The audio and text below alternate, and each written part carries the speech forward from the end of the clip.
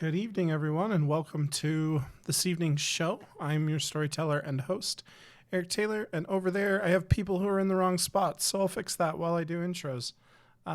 They were all in the right spots before I went live, so I don't know what's going on, but we'll fix it. It's fine. Shawnee, how are you? I'm good. I'm having a good day. Good. Yeah. On a train today, apparently. You are indeed on a train today. Maybe not tomorrow. We'll see. But today you are indeed on a train. Jamie is also on a train. How are you, Jamie? Well, I have been fostering a new cat, and he is terrified of people, so he mostly hides under the couch. But I got him to sit on my shoulders a couple nights ago, and that was cute. It does sound cute. I'm excited to steal this train, or whatever it is we're meant to be doing. All right, well, I'm not prepared for that particular course of action, so that could prove to be interesting. Frito, are you ready to steal a train? No. That's not a thing that Father Sam would do. That's probably true. It's definitely not in Father Sam's playbook. But I'm excited to be here. It'll be fun to step back into the shoes of Father Sam again. Yeah. He's my first character, so he holds a dear place in my heart. A near and dear place. And then we have our resident game beast, Sarah. Hi. Or should I say, howdy, y'all.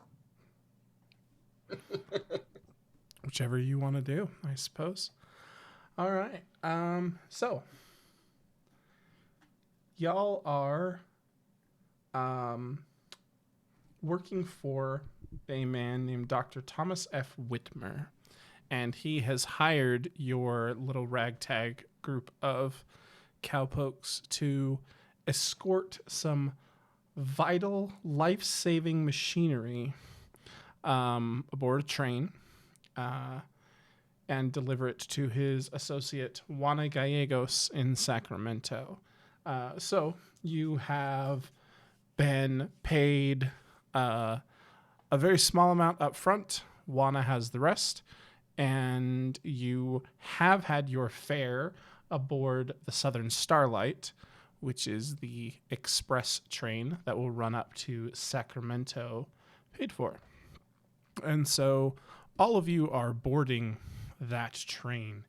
And y'all have worked together for varying lengths of time. Father Sam and Stout Shady, you guys have been together for quite a while in terms of working together. It's probably been going on 2 years now. It's been a little over a year-ish since the incidents with the trees and the dancing girls in El Paso. But about 6 months ago, you met up with a couple of other people who joined your posse after you separated with some of your previous compadres.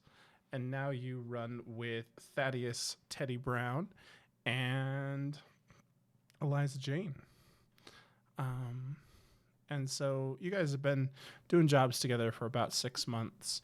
And so you find yourselves all standing around at the train station as the conductor gives the boarding call to climb aboard this train. And we will open this evening by rolling dice, which is weird for due respite. But I need a notice roll from y'all, please. If and I could get y'all to roll them dice, please. Notice, huh? 4. 7. 11. 4, 7, 11. 7. All right, so we got a 4, 7, 7, and 11. Well, with the 4 and the 2 7s, this is a slightly crowded train, and there appear to be a lot of people who are making their way to Sacramento. You guys have purchased, you have had purchased for you tickets that involve two sleeper cars. There is a sleeper car for the gentlemen and a sleeper car for the ladies. And as you're climbing aboard, you do notice that there's a lot of folk getting on this train. With an 11, however, Father Sam, you know that there are a group of men getting on this train who they just bear a bit of suspicious nature to them as you're taking a gander over them.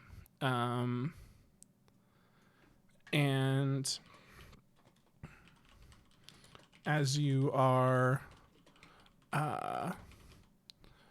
watching, you notice that they're all kind of huddled close together. There's maybe 5 or 6 of them. They're in kind of those dark brown leathers, all wearing a variety of large, mighty fine hats.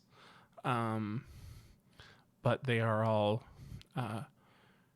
carrying 6-shooters at their hips.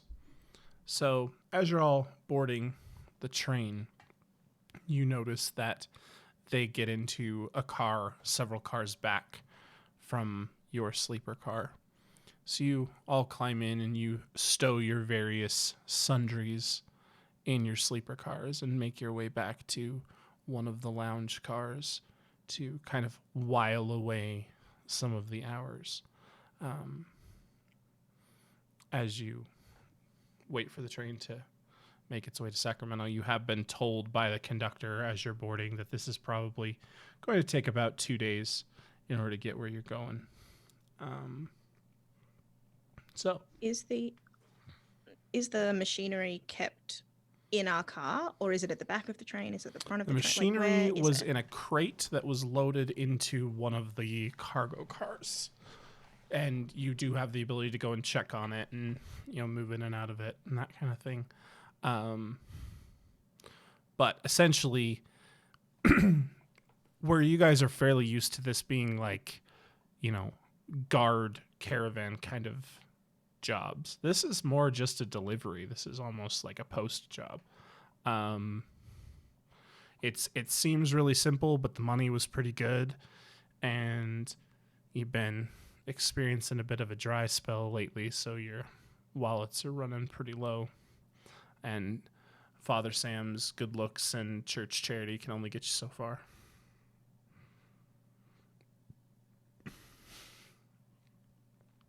So as you all take your places in the lounge car, there are a handful of people around.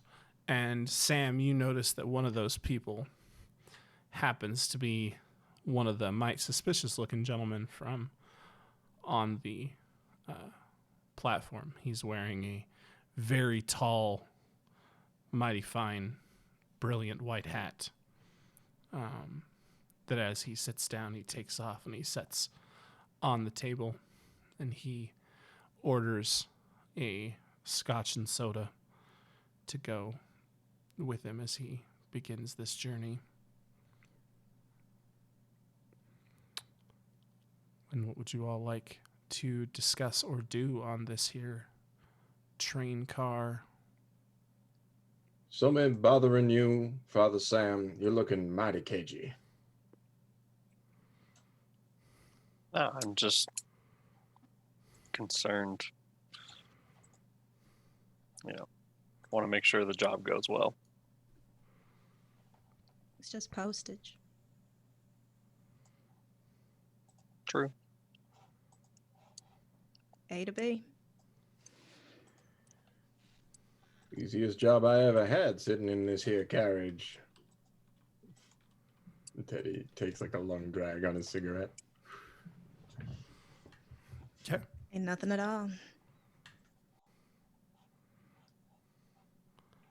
and you hear the conductor give a shout from out on the platform for an all aboard, and the mighty steam belly of this iron beast begins to churn, and the wheels start to chug along, and you start to make your way west along the southern portion of the United States. A couple hours pass with very little of note. But Sam, you've been keeping an eye on that suspicious gentleman in the back, and every 15, 20 minutes or so, one of his other friends comes into the car, talks with him briefly, leaves. It's never the same person twice, but someone keeps coming in and chatting with him for a little bit. But round about supper time, a young woman comes walking through the car to take orders for dinner. And as she stops by this gentleman's car, gentleman's table, you hear the sound of a slap, and those who turn can see that he's kind of pulled back and is holding his cheek, and she's glaring at him as she storms out of the car in a huff and into the next car with her notepad.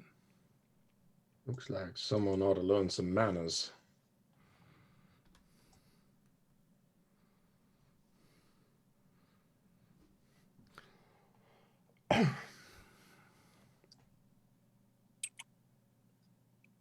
Is he still just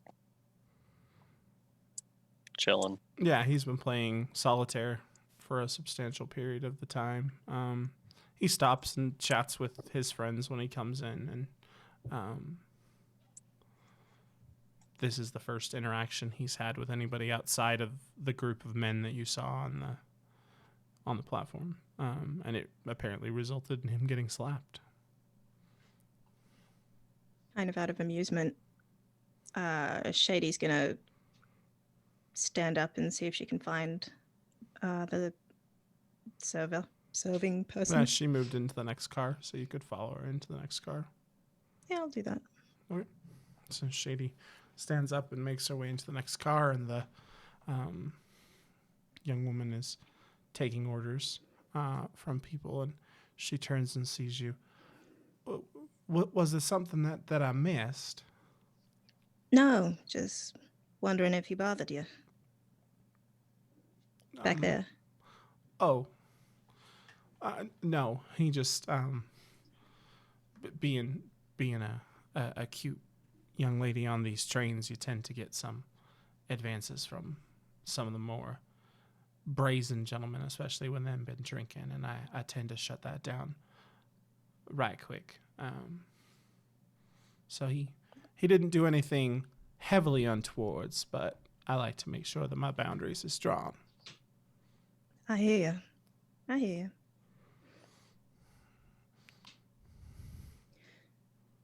Everything normal? I mean, that's a mighty odd question. The least normal thing that has gone on this train now is you coming and talking to me and asking if things is normal. My job requires me to safely transport something from A to B. I'm just making sure everything's safe. I mean, I work up in the dining car, so I wouldn't know nothing about any of the cargo or the luggage, as it were. But I'm sure you could flag down Bert, and he could answer some questions for you if you had any. I might well do that. Thank you. You're welcome. Then she kind of like slowly sidles away to go back to taking orders from the rest of the car, as she's clearly like trying to do her job as you're talking to her. Shady wanders back to the rest of the group. Okay, so Shady comes back. As you're coming back, Teddy is at the end of some elaborate magic trick, and he says, "Well, Miss Eliza, I don't think I can find your card anywhere." And he just throws a deck of cards in the air, and they all just like go clattering over the table, except one that like floats in the middle of the air, and it's the card, whatever card you picked, Eliza. Well, I Oh, wait. declare, how do you do that, Teddy? Oh, well, I don't know. The cards just seem to have a mind of their own. And he like picks it up and looks at it. Was that your card? It certainly was. Well, I'll be. And he just like hands the card to you as if like you can keep it. And then just pulls out another deck of cards and starts shuffling it. With the rest of the cards still on the table. So he just leaves cards all over the place. Yeah. Just pulls out another deck. Yeah. All right. Cool. Are we used to that? Are we used to just masses of cards? Certainly. Almost assuredly, Okay. yeah. I paid so many dollars for cards on my character sheet. I just got cards and cards and cards. Just got cards running out his ears. Right. So, Shady, as you're stepping back in, you do have to pass the man in the white hat, and seated across from him now is another man. Actually, I don't know if Father Sam has told any of you he's suspicious of that man in the white hat, so He has not. we will back off all of that. But Father Sam, you do notice that as Shady's walking past, there is another man sitting. And this is the first man that you've never seen before. This man was not amidst the group of ne'er-do-well in your mind people on the platform. The man in the white hat he's dressed fairly nice for, a cowpoke, but the man sitting across from him is a quintessential upscale businessman. Very fine tailored suit, silk tie, the silk handkerchief in the pocket. He's got the gold chain pocket watch that runs up. He's in the big, gold gilded glasses, those kind of things. Has the kind of thinning white hair. I'm assuming we're not within earshot Sure. of them. You can be in earshot. That's fine. Okay. I was I gonna. mean, you probably have to like make an effort to listen. Like you can't just passively, like there will be a notice roll involved to be listening here. Okay. Are we? Well, let me explain. Are we seated near them? You're probably. So if you think of like a train booth that's got 6 booths, 3 on either side, you're probably in one corner and they're probably in the opposite corner. Okay. Can I go? Is there an empty booth behind them? Spend a penny and there definitely can be. Deal. All right. So with a I'm penny gonna spent, get up and kind of switch where I'm sitting to try and be close to them. okay. So you switch, and we'll say with the spending of a penny, it's essentially like to change sides of the train and change directions that you're facing, so you can get a different view of the countryside as it shuttles on past. Yeah. So settling in, you can give me a notice roll to +2. See what you can pick up. 6. Okay. You can hear the man in the white hats speaking, and he's speaking in a definite kind of gruff sort of voice. Nah, like I was telling you, Mr. Lupin, everything's just fine, just fine. We got eyes on it. We know where it is. And when the time's right, we can make sure that we pick it up. But no, for right now, you just leave things to me and the boys. We got this all under control. And there's kind of this delay. Well, I certainly hope so. I have paid you some mighty good money to make sure that you acquire my competitors' objects. And he stands up and he says, I'll be getting off at the next stop. I have some business in El Paso. But Just came to make sure that you're doing everything. I'll try and remember that. I don't feel it was necessary for you to board the same train as us. That tends to make things a bit suspicious, but I appreciate you checking in. Well, very well. And the man stands up and kind of makes his way more forward in the train. And the man in the white hat lights up a cigar and leans back and resumes staring out the window.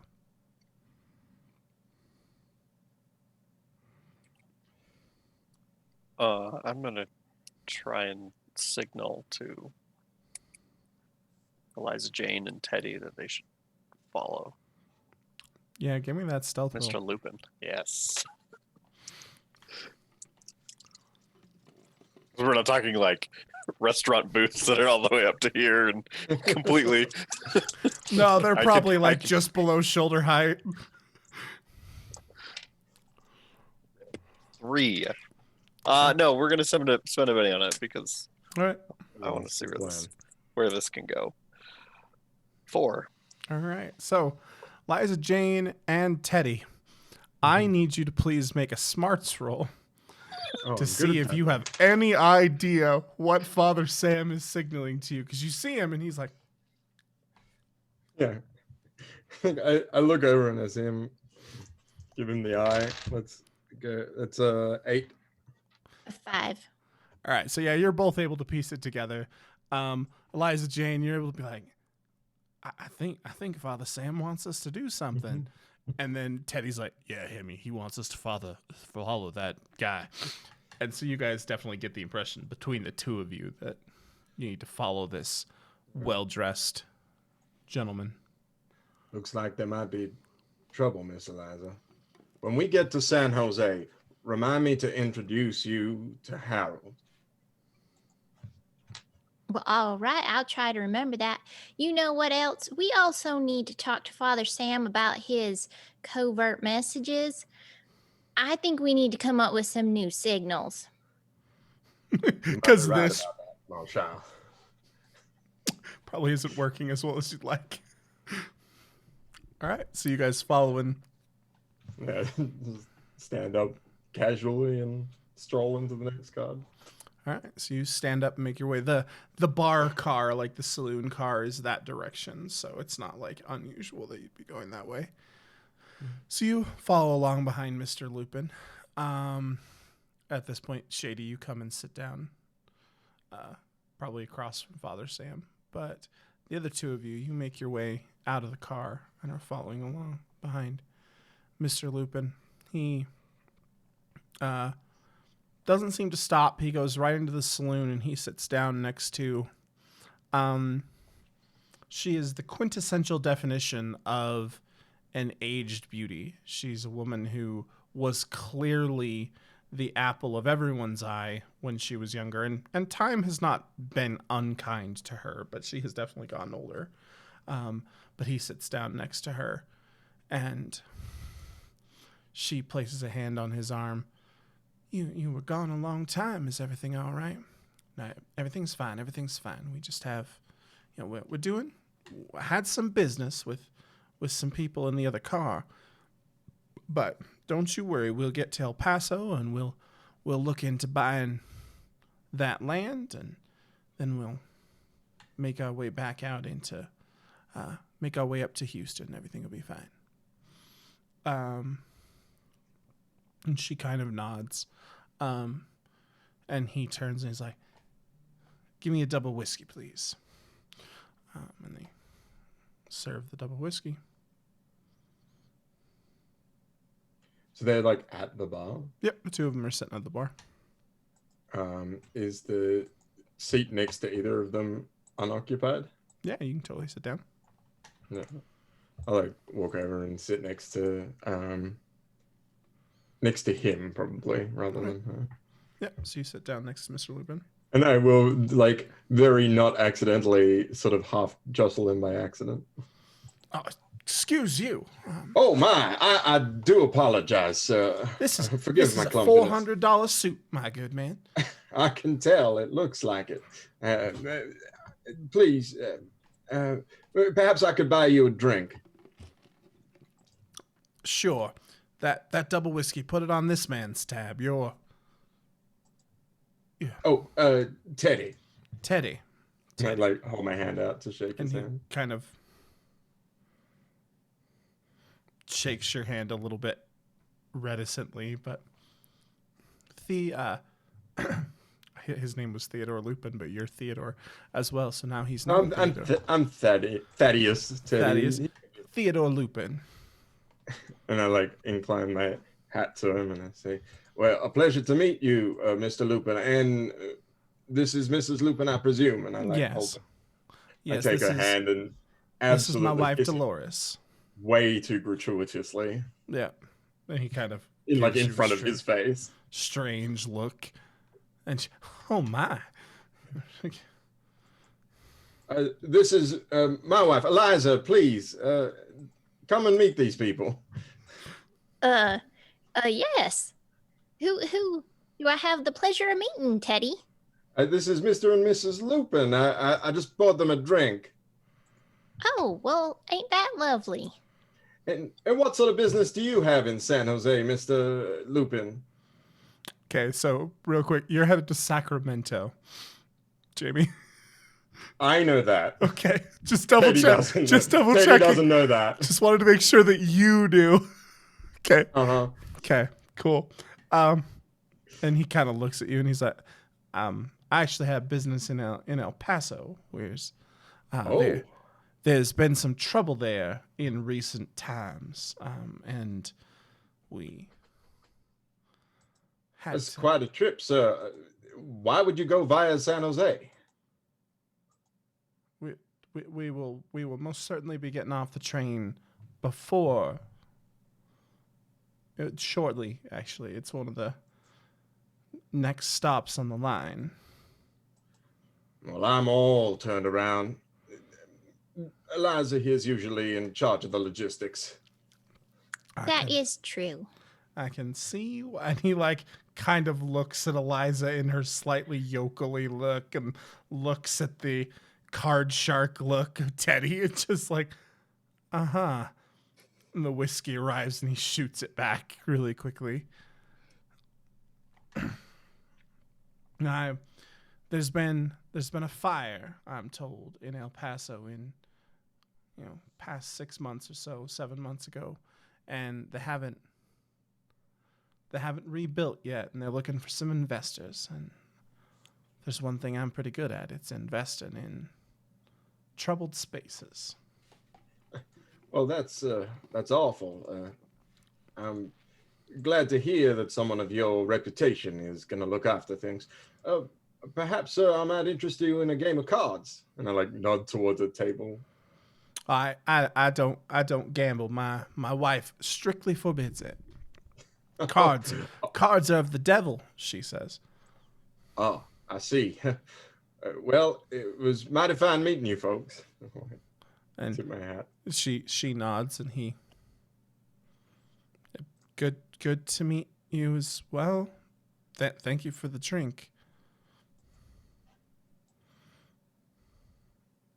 Yeah, and I think I just sort of like walk off and leave. You're just like in the middle of it. Just stand up and leave, and she Dolores looks at Eliza Jane. Your husband's a mighty odd one there, dear. Yeah, bless your soul for taking him in the way you has. Yeah, he sure needed someone to take care of him. Well, there's a special place in heaven for people like you, darling. He does have a good heart, though. And then she's going to catch the eye of the bartender and be like, a sarsaparilla, please. And he kind of like gets confused and like... Or a root beer, if you don't have that. And he like goes and gets something, and he's like, that'll be, however plot appropriate amount of money that it would cost on the train. because obviously root beer is very rare here, so everything's inflated. But he gives you your root beer.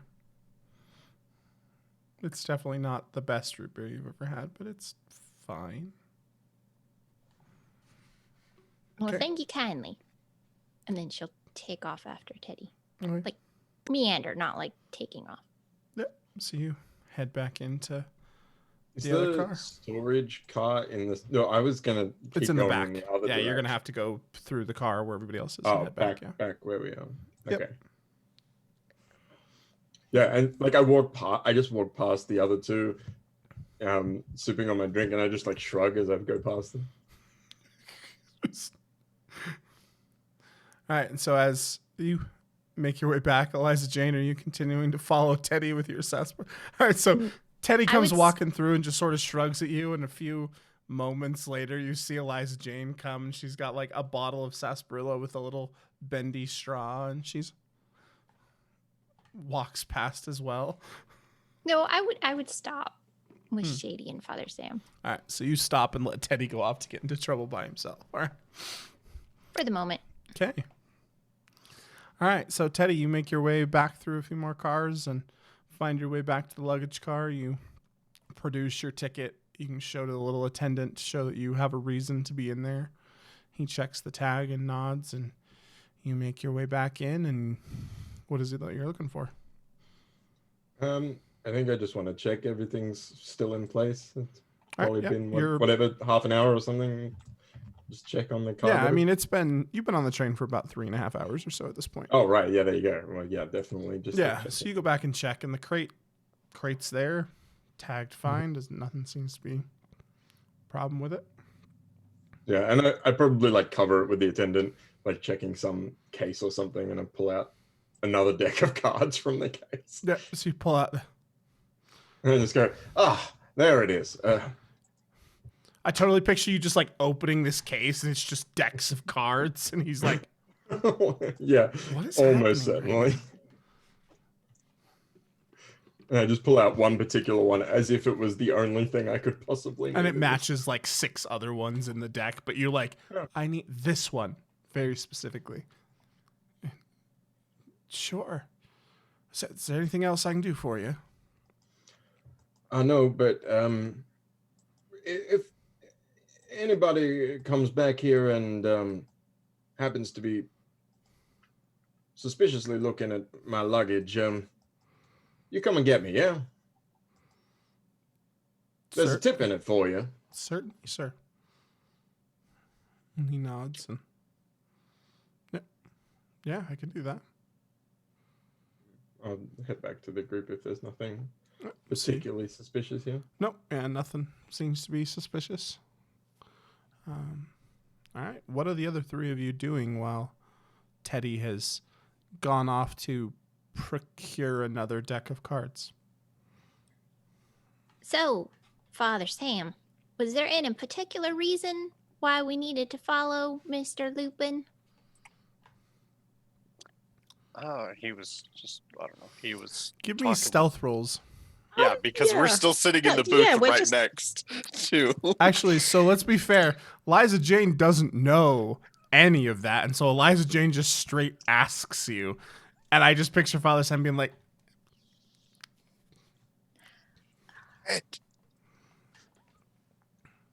Father Sam, you might want to share what's going on. All right. Just keep your voice down. The gentleman behind us. yeah, as she's like, you might want to share what's going on. The man in the white hat, you see the white hat get on his head, and he stands up and walks out of the car, Past us or the other way? back toward where Teddy went. Well, that just seems fun. I'm going to follow that. But stealthily. So all of a sudden, Eliza's like, why are we... Guy gets up, and all of a sudden, she just like, you see Stout Shady just get up and walk out of the car. All right, give me a stealth roll, Chantel. Because we've just been sitting there this whole time, and Father Sam's just been watching this guy. So I'm assuming that this guy is of interest. 7. I'm gonna Benny that. Okay. Didn't get any better. 7. Okay. All right. So you, feeling fairly confident that you are in fact being sneaky, make your way out of the car and follow the man between cars. Father Sam and Eliza Jane. Eliza, you're like, why did we have to follow Mr. Lupin? You get the whole hush down, and then all of a sudden, guy in the white hat stands up and leaves. Shady stands up and follows him a few seconds later, and you're all kind of left in this like, what are we doing, and how do we ever accomplish anything? Which is totally in keeping with how this group has always worked, regardless of. That's true. Eliza, he boarded the train with a bunch of other people that look like they might be up to no good. Oh, I see. See, now, if you had warned me ahead of time, because we've been sitting here for hours over there where they couldn't hear us, maybe if you'd warned me a long time ago, I would have known not to say that in front of him, just for future reference. You're taking my floating Benny.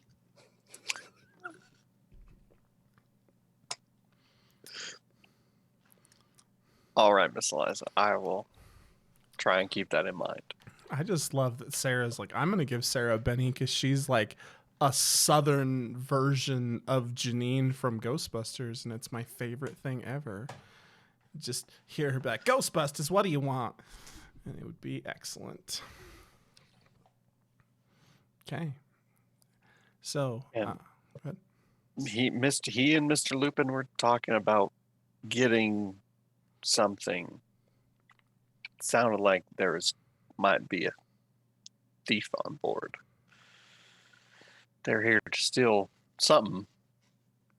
Might not be our something. But what did Mr. Lupin say? Well, he sat down next to this real nice older lady who turned out to be his wife, and Teddy decided to bump into him and buy him a drink. Seems they're getting off to go to El Paso.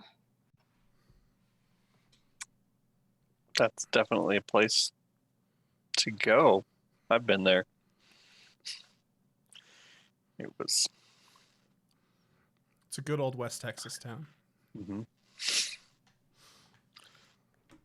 But no, they didn't admit to being involved with stealing nothing. Did you ask him if he was going to be stealing something? Well, since you hadn't told me that's what we were watching them for, no. Although I don't think I would have anyway. All right. Okay. So, if you're not Shawnee, please take your headphones off. All right, Stout Shady, you are shadily making your way into the cars, and I need you to please give me a notice roll.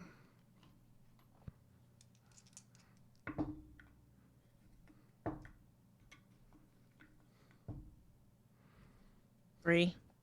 Okay, well, he rolled a 21 on his stealthiness. So, as you, well, because he beat you on his attempt to notice you sneaking after him, and then he hid. So as you step in between cars, you know, there's that little kind of compartment between cars. You suddenly hear the click of a revolver hammer pulling back, and you feel the cold metal of a long-barreled revolver pressed against the back of your neck.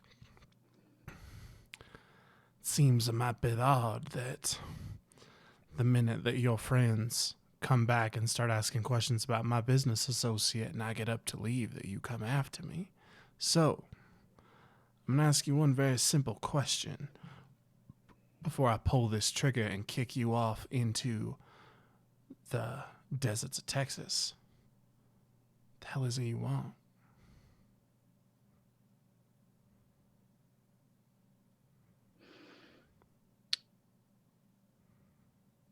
My friend went past us to go to the storage cot.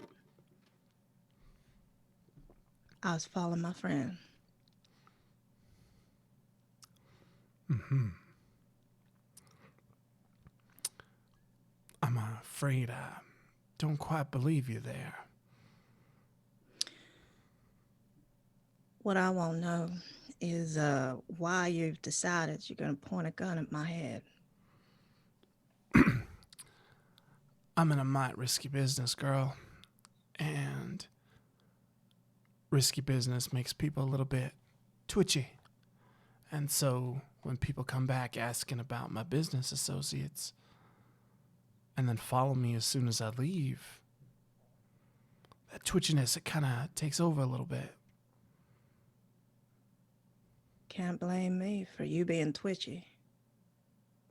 No, but I can blame you for making it worse.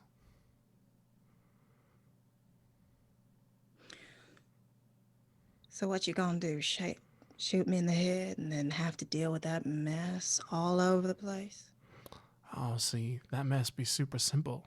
And he reaches out and he kind of just pulls this handle, and you're in between cars, and so there's just this like opening, and you can just see the countryside kind of rolling by.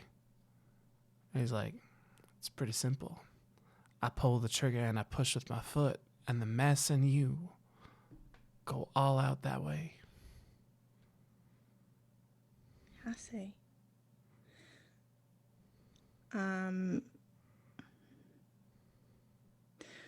Question to storyteller. Mm-hmm. Because I haven't used it before. Mm-hmm. The way I have trapped Shady's illusion, Mm-hmm. the words that she says, she can create an illusion out of that. Mm-hmm. In this world, or the way that you describe it, does something magical look like it's happening, or would the illusion just appear? It would depend on how you describe what's happening. So, like, if your illusion is somebody Okay. enters the car as a thing, like, that's something else. But if, like, your illusion is a dragon is breathing fire outside of the Right. train, obviously that's just going to show up Yep. Okay. as a thing. So I think what she's going to say, because I'm going to cast that illusion. Mm-hmm. So give me your spellcasting roll first.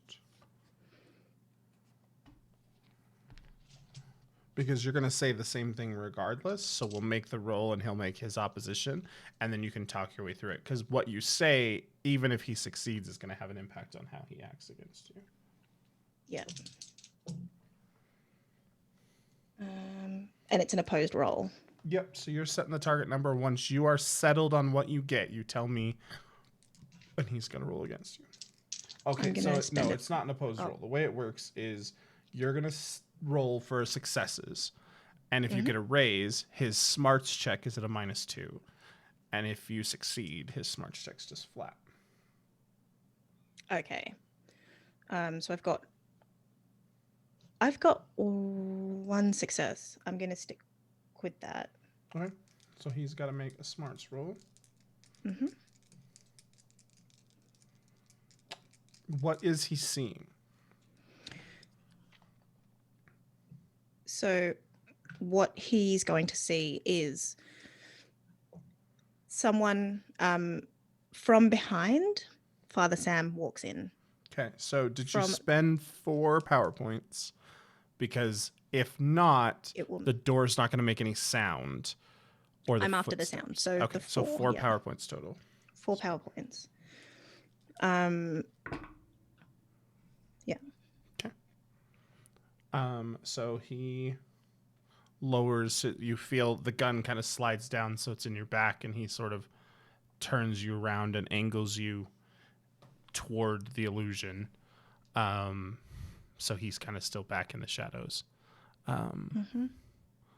Obviously, it is enough that it has gotten his attention, but now you're in that game of cat and mouse of he's got a gun in your back. Yeah. And he sort of whispers in your ear, tell him everything's fine.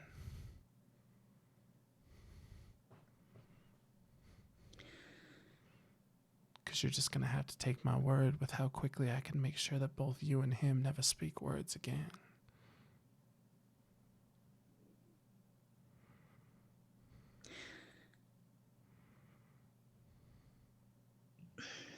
Okay.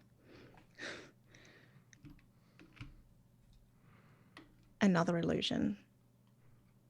Okay, so you can't maintain 2. I can't maintain Nope, 2. Sam will go away. Sam will go away. Illusion.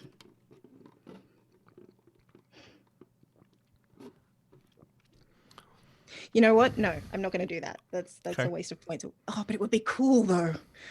It's up to you. I want.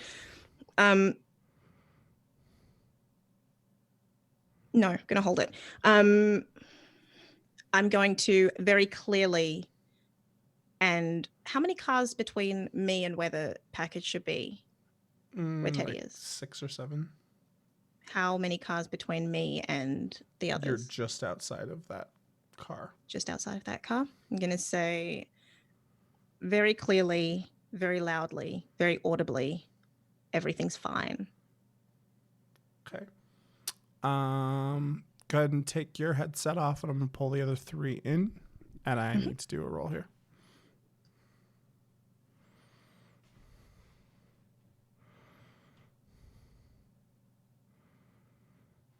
Okay, this is only temporary, and then I'm kicking you back out, but I need you, Eliza Jane and Father Sam, make a notice roll.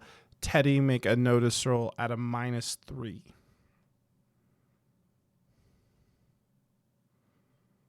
Five.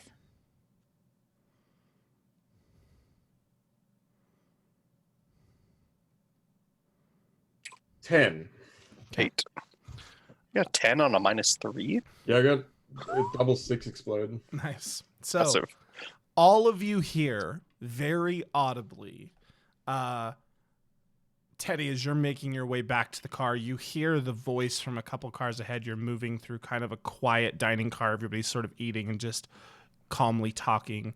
Father Sam and Eliza, you hear from directly behind you in the next car. You just hear Shady's voice. No, everything's fine. Don't worry about it. Everything's fine. And she's very clearly raised her voice and is emphasizing those words very heavily to someone. What is your responses to this? Am I just like about to walk into that car? You're a few cars back still Okay. from where you know that you can tell that there's some distance between you, and we're definitely playing with the way sound physics on a train work, but I don't care. It's my game. Do what I want.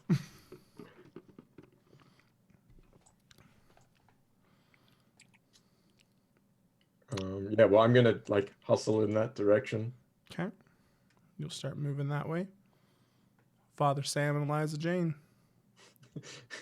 Probably as I leave that car, like I open the door and I turn back to the diners in the car and I say, "As you heard, everything is fine." Just shut it. Yep. And I'll give Teddy a Benny.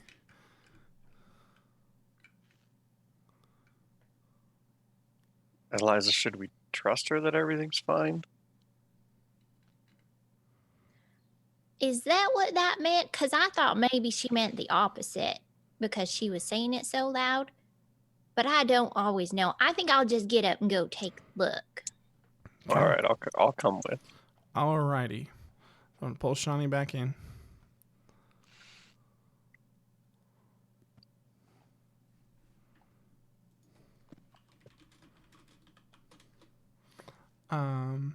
And you guys have a floating Benny now from that sub in chat. Thank you, Scotty, for the gifted sub.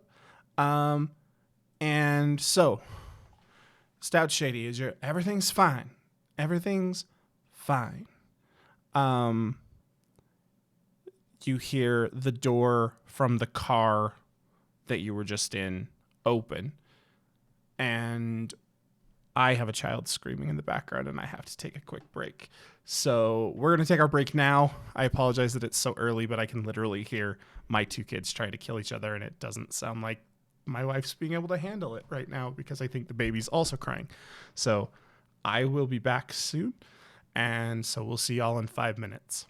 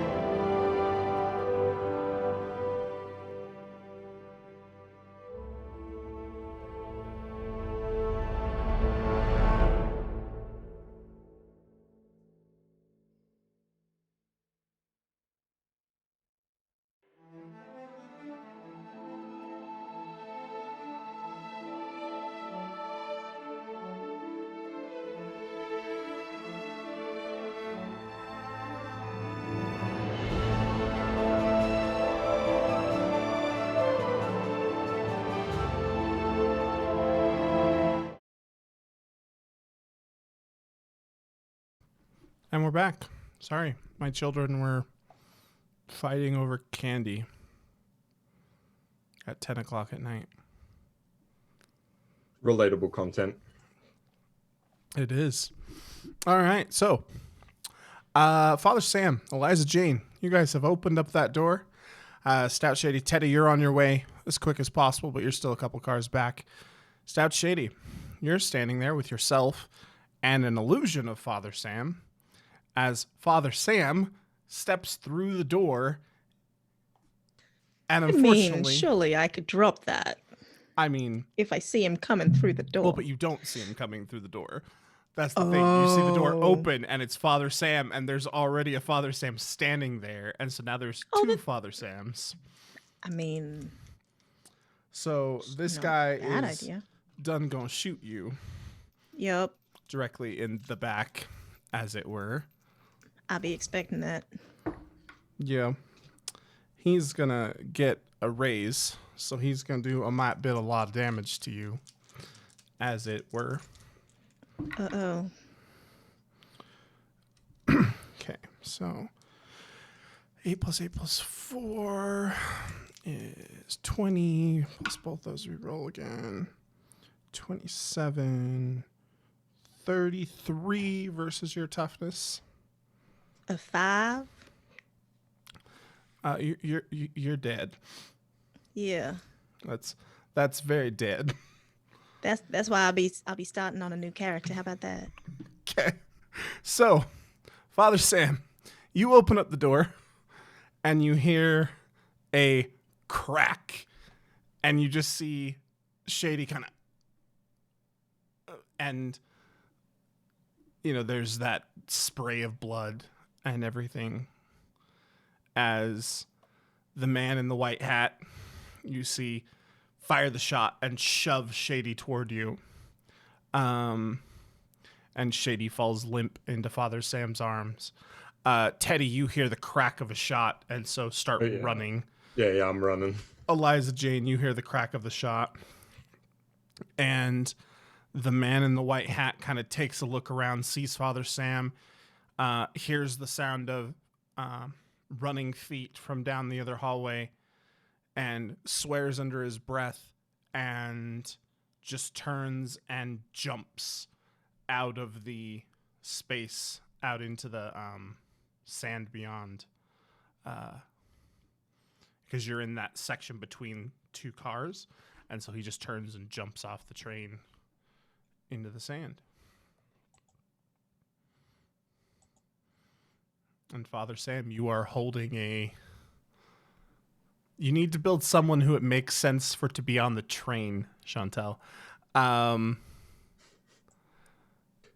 But What, Shawnee, did you want to play your Somerset City character or something? I'm very confused. That would be hilarious. No, I'm literally building a character now. just all of a my sudden, God. just there's this crack, and you see this series of superheroes show up, and they're like, "Where's Quantum?" It's the ultimate crossover. Can I tell that she's dead and that trying to cast yeah, heal you- would be You useless? can tell, you can watch the life. Just he essentially shot her through the back, directly through the heart, kind of a thing. She's done dead.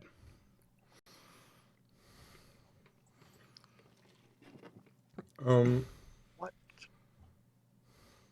happened? Yeah, I run into the car. All of a sudden, you just run in and you just see Father Sam holding a dead Stout Shady. What happened?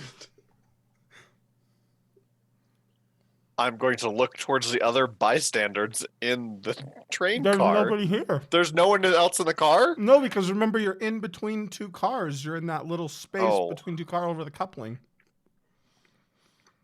I mean, there are people starting to come toward the sound of gunfire as you hold a dead body.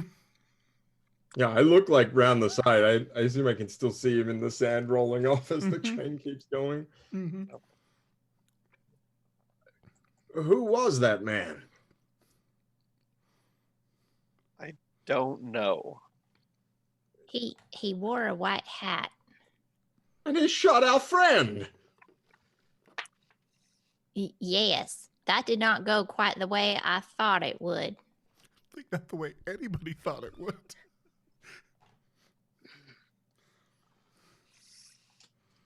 Man. Teddy, what was the card that you just passed through? Another What was lounge the car. Yeah. That's not card. It was just a lounge car. Deal. There were some diners a little further back, but they were fine. Oh, good. Everything was fine. Nothing is now fine.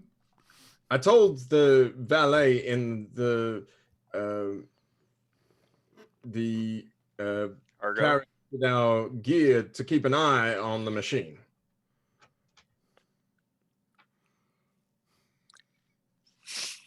Neat. I'm gonna try and pull Stout Shady's body towards where Teddy came from, so towards the back of, No, I mean, you can definitely move. into that. Stout yeah, I'll, was like, definitely car not a word that help actually a applied little to bit. Shady. Like, she wasn't really that Yeah. stout.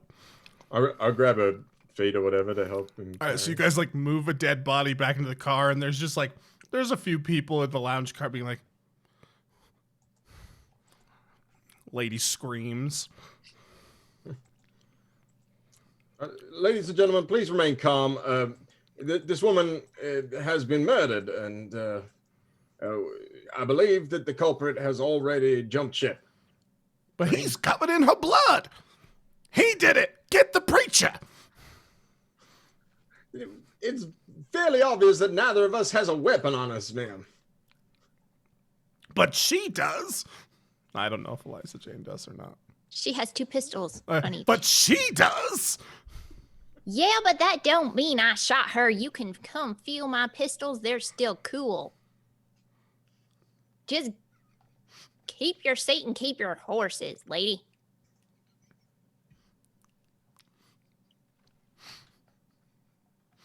I feel like that series of dialogue. I'm trying to piece together those words. Me.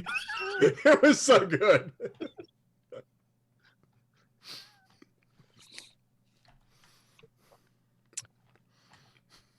Well done. Come on, Teddy. I'm gonna say let's take her all the way back to the cargo car. You're gonna carry her back through Like three seven cars. of Yeah, like something populated absurd people, like that. just No, carrying I- this bleeding body. I mean- think perhaps we should just put it down here, Father. My back's already starting to ache. Maybe we could find a conductor and see what they would like to do with her. They have to have something they do when people die on the train. I'm sure this ain't the first time. You're probably right there, Miss Eliza. I'll go find someone. And I just drop the feet. So they're like, thud. Here's the thud, and Sam's just. Ugh. Okay. So you go and find somebody. There's a man on his way back at a rush. You like bump into him. Did you hear gunfire? Oh, yeah, a woman's been murdered. I say it woman? real loud so like everyone in the car can hear. Murdered on my train? This game has gone a completely different direction than I was expecting.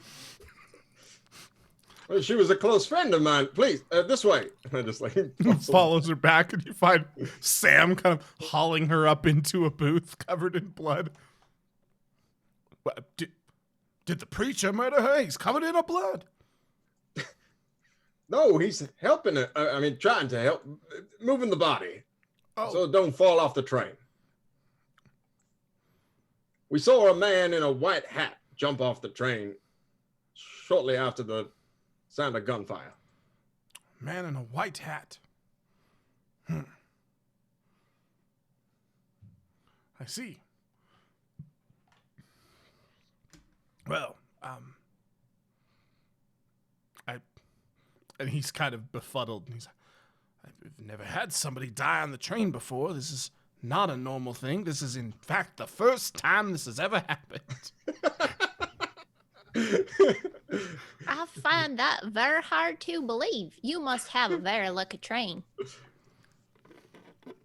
Eric, can I spend a penny for Lupin to walk into this scene? Yeah, sure. Okay. Yeah. So at this point, Lupin and his wife are making their way back. I say, what happened here? And Mr. Lupin, your friend shot my friend. my friend, The man in the white hat. my dear sir, I do not know any men in white hats.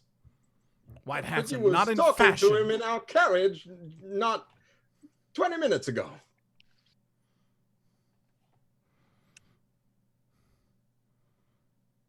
I see. And you see his wife kind of give him this very strange. Sorry, I am really rattled by the fact that I have no idea what's happening anymore. We're completely off the rails. Oh, that's not good for a Train train. joke.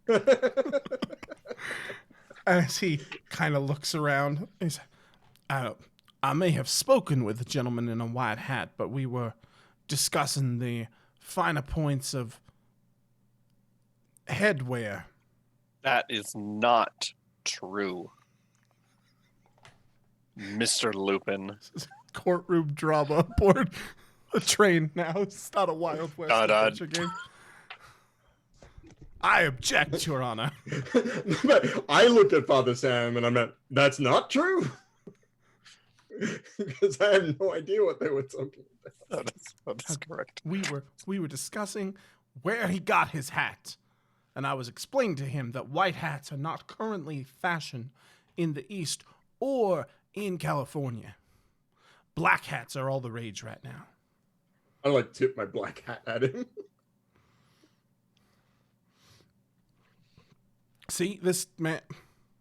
Maybe I need to reconsider. That is true. Did you happen to catch his name? Because he done murdered our friend.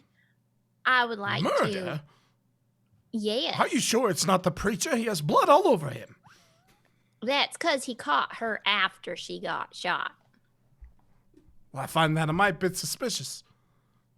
Traditionally, people who shoot people don't get blood on them. That's why you carry a firearm. Yes, I should know. She has a gun. Perhaps she killed him. Oh no, they're cool. You should. What was it? Keep your horses. You can feel both of the barrels. They're completely cold. I hadn't shot pointing them two guns at recently. it? If I can find that man in the white hat, though, that's gonna change. Do you know his name? She puts her guns back away. Mr. Burt, I insist that you get order on this here train. I am a well-respected businessman of Boston.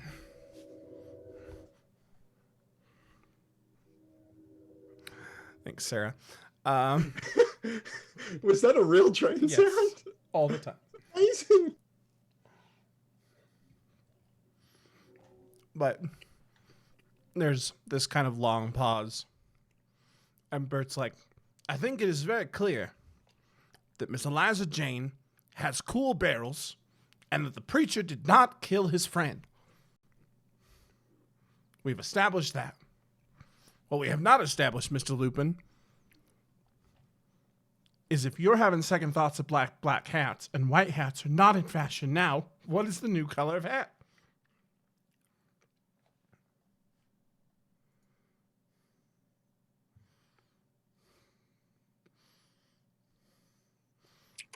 I think my black hat is rather fetching. I'm rather partial to the tan straw hats myself.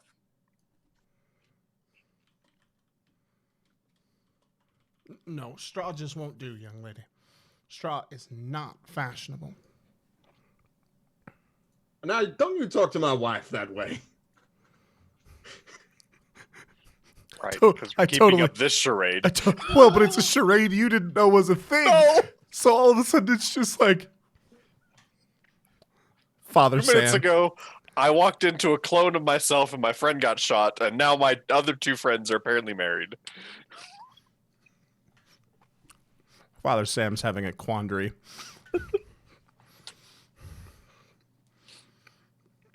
The man in the white hat.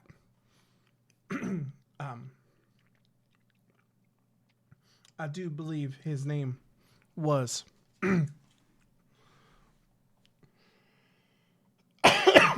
Mr. Royal. We were discussing the finer points of haberdashery. Are you in the market for any unique hats, Mr. Lupin? Well, I most certainly am, Father.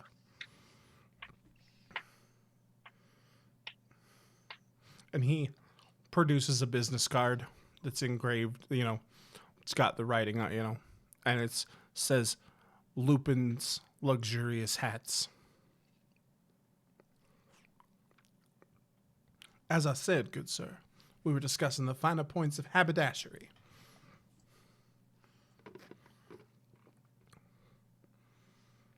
Well, I don't think I ever met myself a professional haberdasher. We are a rare and fine breed, and I might say that cut, it's not quite right for your head. Sir, I believe we could do some work, and we could narrow that funnel just slightly, and it will set off your eyes a little bit more.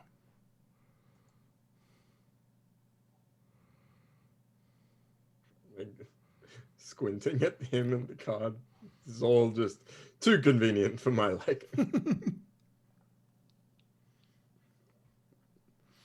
And Bert is just beside himself. Has everyone forgotten that there is a dead woman on my train? Where would you like me to take Miss Shady, Bert? Let's get her back to the... and he, goes over and, pulls a tablecloth off an empty table and, drapes it over her. Let's get her back to the storage car. I'm sure we can find a crate there. Yeah. Then we'll get her into the refrigerator car once she's in a crate. Well, that's a good idea, Mr. Burt. Why don't you take the feet there? Absolutely. And he does. And Father Sam carries Shady back. yep. So you eventually make your way back, and you enter the. You go to enter the car.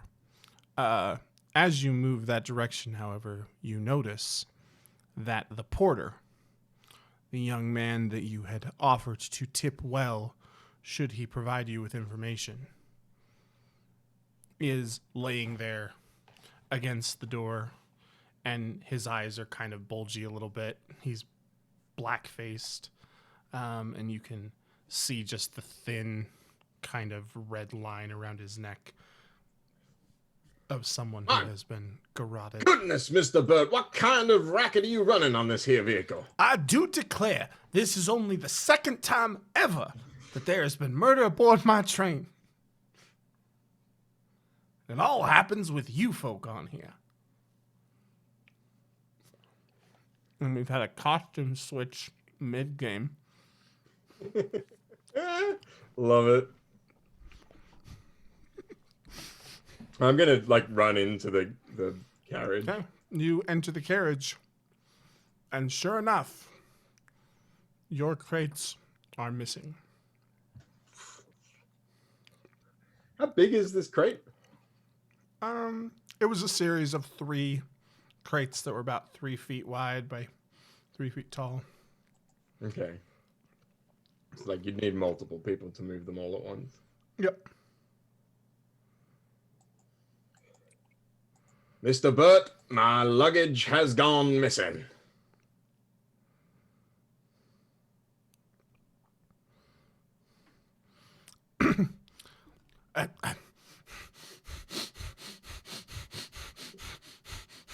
And he kind of sits down against another crate for a minute, against a bunch of luggage, and reaches into his conductor's uniform, pulls out a small flask, takes a drink. This is only the second time that there's been a murder aboard my train, and now we have missing luggage. Y'all got some kind of problem here. Now we have people I've never even seen before. Everyone's head snaps. And there's somebody standing in the doorway of the luggage car. Y'all got dead bodies and you got what? Luggage missing? Why, yes. Yes, we do. Some sensitive machinery that we were transporting for a doctor. What kind of machinery? Look at Father Sam. Do we look like doctors? Well, I mean, you should know what you're transporting, no? I mean, it's No one ever said we had to know exactly what it was and what it did. You just take it from point A to point B, and then you get paid. Only now it's missing, so we won't get paid. And how big is this machinery? About Hey. yay. Wait a minute, Teddy. Who are you, miss? Name's Jemima. Uh-huh. And how come when all the other people back in the cars were screaming about the dead body, you're just calmly standing here talking to us about machinery? Not that I don't appreciate you not screaming, because I do, but it seems a mite unusual. Ain't nothing strange about a dead body. On her, she has a peacemaker, a Colt, somewhere on her body. She has a double-barrel shotgun over her back. She has a knife in one hip. She has another couple of knives in her boots, and she's just not caring. She's also got goggles. As she approaches Mrs. Lupin is like, she has many guns. I bet she killed the woman. Oh, shut your pie hole. We already know who killed her. Who's the man with the hat? If I shot her, wouldn't have made so much noise. Or would have made a lot more noise. Y'all didn't hear anything. I mean, we all heard something. That's why we come running. I was busy putting on a corset. I didn't hear nothing. Well, if she'd used the shotgun, it would have been much noisier, of course. And messier.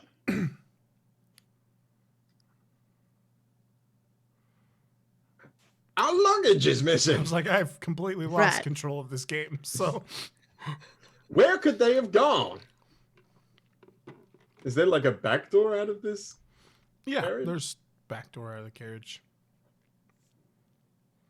I There's guess like I'm another heading car that behind way. it.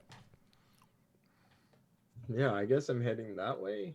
All right, so you head back and you are in the caboose car. You see the rear conductor, also ashen-faced, thin red line around his neck, and you just see Bert. It's only the third time, and he's very much having a problem right now. But you see that there is a line kind of tied to the rear guardrail of the cart, and it's just kind of dangling there. You can, as you pull it up, you can see it's been like cut. And as you kind of glance up into the sky back behind, you see that there is this large dirigible blimp mobile floating off. How far away? Depends on what you want to do. I pull out a deck of cards and I'm gonna start flinging cards towards the blimp. All right, Gambit. That's literally the thing. All right, give me a spellcasting roll. Yeah, so I just like pull out the cards, and like I did the trick with Eliza, I just throw the whole deck into the air, but instead of them all falling apart, I just go like, ugh! And they just go flying out towards Okay. the blimp. It is far enough away that you're going to be at a -2. Okay. So it's I make the psionics roll, yeah. Yep. I haven't done this before. Okay. Yep, no worries. I'm gonna use a Benny on that 3. Okay. Alrighty. I dropped my. Oh, it's alright. I have another D10. Now we're talking. 12 minus 2, 10. Okay. So yep, you step up to the back and everybody's kind of standing there looking around, and you just see Bert looking down at the dead conductor, and he's very concerned. And then Teddy just steps up and just throws cards out over the edge, and then just kind of a series of them just start to swirl and fly up toward the blimp. Roll 2d6 damage, please. Is it 3d6 because I got over 8? Yes. I think it's on 3d6 Yep, on you our got end. it. Yep. How can I? Question. I have so many dice here. I don't know how. You say I you don't- say blimp. Mhm. How big is this blimp? Is it like human carrying sized blimp, or is it just like a small? No, it's a human carrying sized blimp. Thank It's a you. zeppelin. You don't add like smarts as well, like Nope. with Nope, damage. just your No? Okay, 3d6. cool. 17. Okay. So you launch your cards out there, and as they soar, they kind of start to glow and they impact with the blimp. And there's just this kind of popping explosion as the blimp gas ignites with these cards striking it. And the wreckage of the blimp crashes out in the desert behind you. Now this is the part I don't like, and I'm gonna jump off the train. That sounds like fun. I'm gonna do it. All right. So Eliza Jane Wait, and but- Father Sam. Question though. Impulsive, not stupid. Are there bushes to jump into?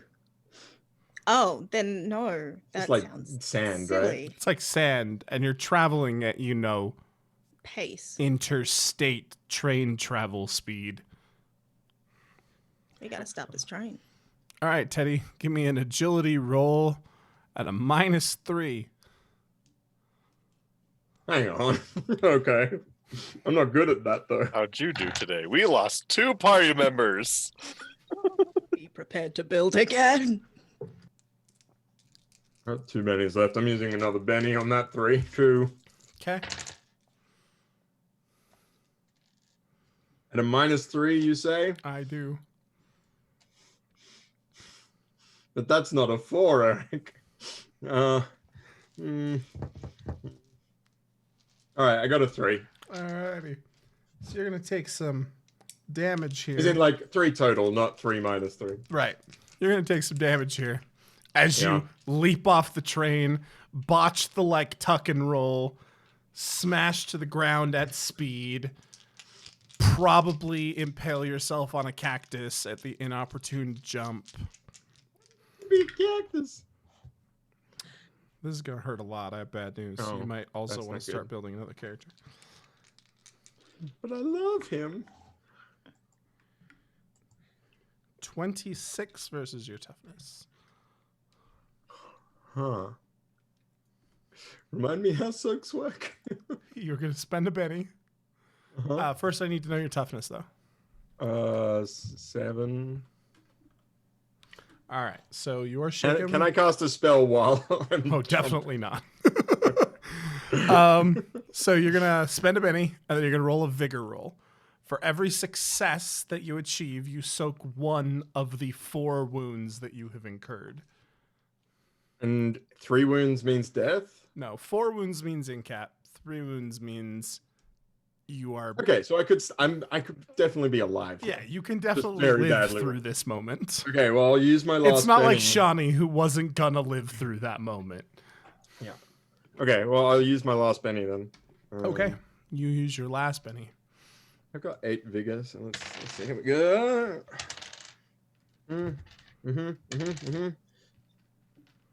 12? Okay, so yeah, you managed to impale yourself on a cactus and only suffer 1 wound. Okay. Yeah, we're all right. Ow! as the train continues to rocket away from you at train speeds. Well, Father Sam, Gotta that stop. looked like that hurt, so I'm not gonna do that. Bert, could you stop this train, please? We need to get off. I'm the conductor. I'm not the engineer. Then I think we need to go have a talk with the engineer. He's 17 cars forward. By the time we get up there, your friend's gonna be miles away. That's What okay. if we just pull the pin on this car and it just gets left behind? Yes. And like you see Mr. and Mrs. Lupin, and they like run quickly into the other car. Father Sam grabs Lupin. Okay, give me an athletics roll. Because this man deserves a beating. Father Sam. The Bible's ambiguous on the subject of kneecaps. Don't have my shotgun with me. 10. I'm rolling well tonight. He rolled double ones. Yes! So Bert hurries off the car and he's like, I guess. And you can tell he's like not okay with any of this, but he's well beyond the point of fear. Mrs. Lupin goes and Mr. Lupin's right there, and all of a sudden there's just this yanked back by the collar, and Father Sam puts him in like a sleeper hold, and you see the pin, and the car just starts to go behind. And after, still a substantial distance, it doesn't like slow to a stop immediately because physics. You guys slow to a stop. And unhand me, you brute! What kind of priest are you? Fun one. Father Sam is a fun priest. Listen here, Mr. Lupin. I know you're part of this theft. My friend is dead because you and the man in the white hat were conspiring to steal our shipment. And you're going to tell me why. I wasn't after your machine, you fools. I punched him in the face. Okay. Give me a fighting roll at a +2 because he's not going anywhere. And Okay, give me a strength roll and add a d6.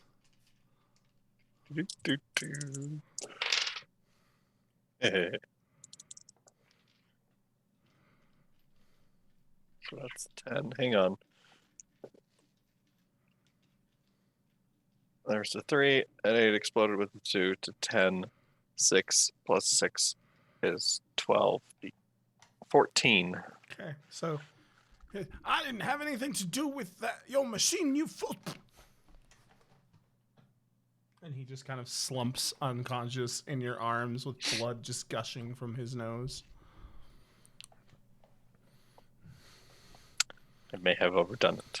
Meanwhile, you hear this like thump, and you look, and Jemima has jumped off the cart and started to walk back toward the flaming, smoking ruin of that blimp. Way Well- off in the distance. Well, Father Sam, are we gonna carry that man with us? Or I got some rope. Do we tie him up and leave him here? Or tie him up and drag We're him in gonna- the sand behind you. We're going to tie him up and bring him with us. Thank you. Voice from above. Thank you, Lord. We're going to take him with us. Yep. All right. So you tie him up, and you're dragging him along behind you rather uncomfortably. I don't care. He's unconscious. Okay. So, Teddy, you've hauled yourself up while your friends and person you've just met recently, and for some reason has a strange vested interest in what's going on, for no acknowledgeable reason, is headed in the... Yeah, you're headed back toward the blimp wreck, I imagine. Yeah.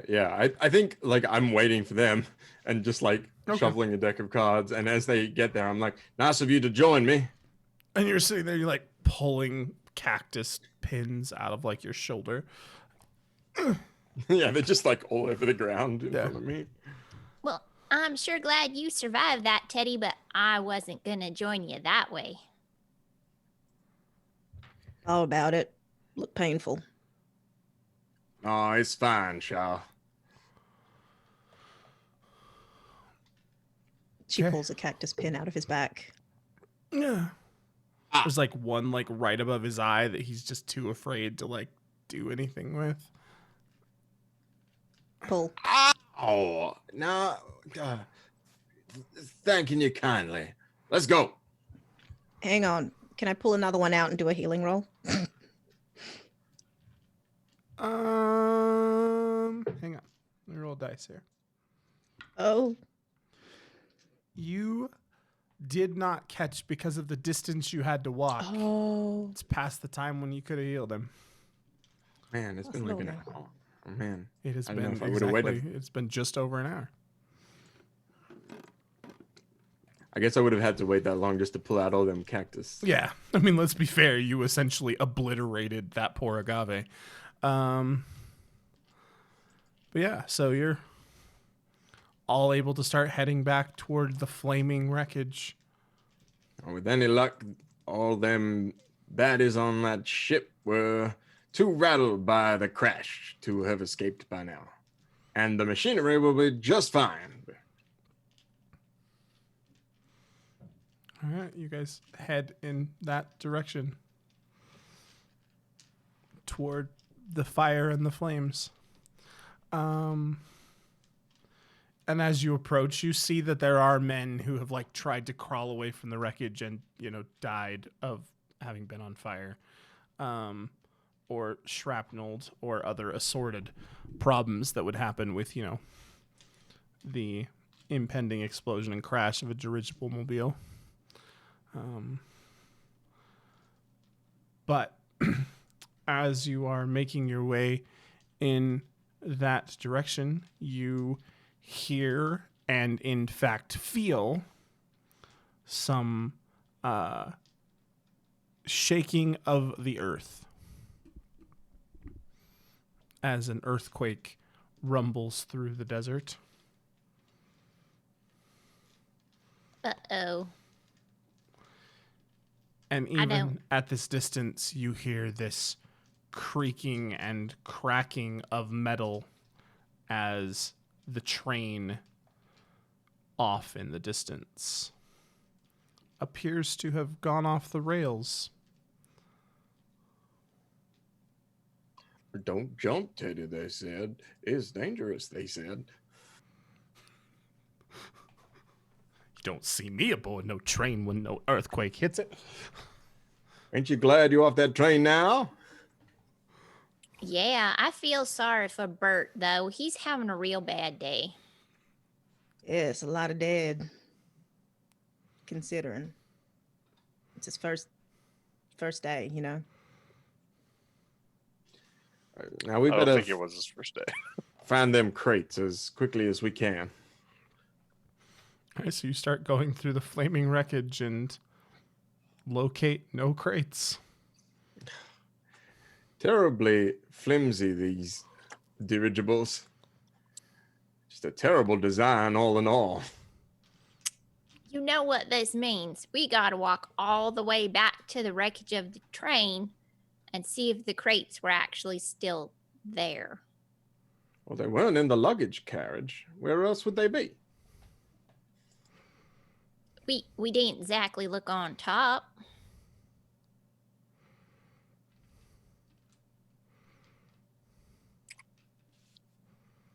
Is Mr. Lupin conscious? I would assume so. Sure. You don't actually stay unconscious for long periods of time. I mean, you did constantly just drag him hard against That ground. is true. But yeah, we'll say he's coming to.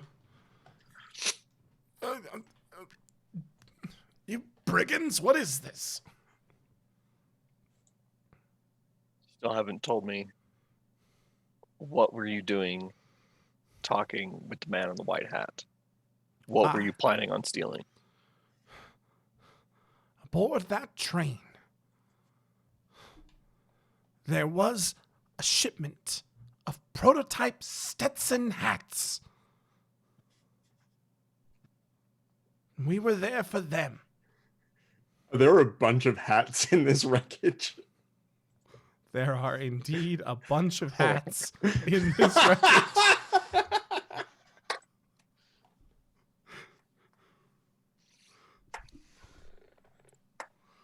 Why on earth do you need to prototype a hat? It's a hat. He just... How dare you? You're muted, sir. Why would you be stealing them? Why wouldn't you just be making up your own hat design? Because Stetson You is the ain't got best. no creativity. The scary lady with all the weapons is indeed correct. I'm a businessman. I'm not the artist. And Stetson, they stole my son away. They hired him out from underneath me for his artistic abilities. You were So- stealing your own son's hats. That's a catastrophe. And I have to take a penny away from you now. I'm sure I do. Oh, I do have bennies to take, but no, please. This is your one and only warning. You had one chance. I don't have any bennies. So. And he's gonna get struck by lightning. The thing is, when you run out of bennies, that's when like damage starts happening. Oh, yikes. In Savage Worlds, it's way worse than like you take a D6 of anachronism damage in D&D. If I'm like, you take a D6 of anachronism damage that it possibly explodes in Savage Worlds, it gets a lot nastier really quickly. I'm gonna give him my giveaway Benny though for that pun because I enjoyed it. Great success. See, I can do not dark stories. We broke the storyteller. We broke you. We've broken ourselves. So yeah, there's nothing but a bunch of burned and singed hats and some dead men. Well, that means that our cargo is... On that there train.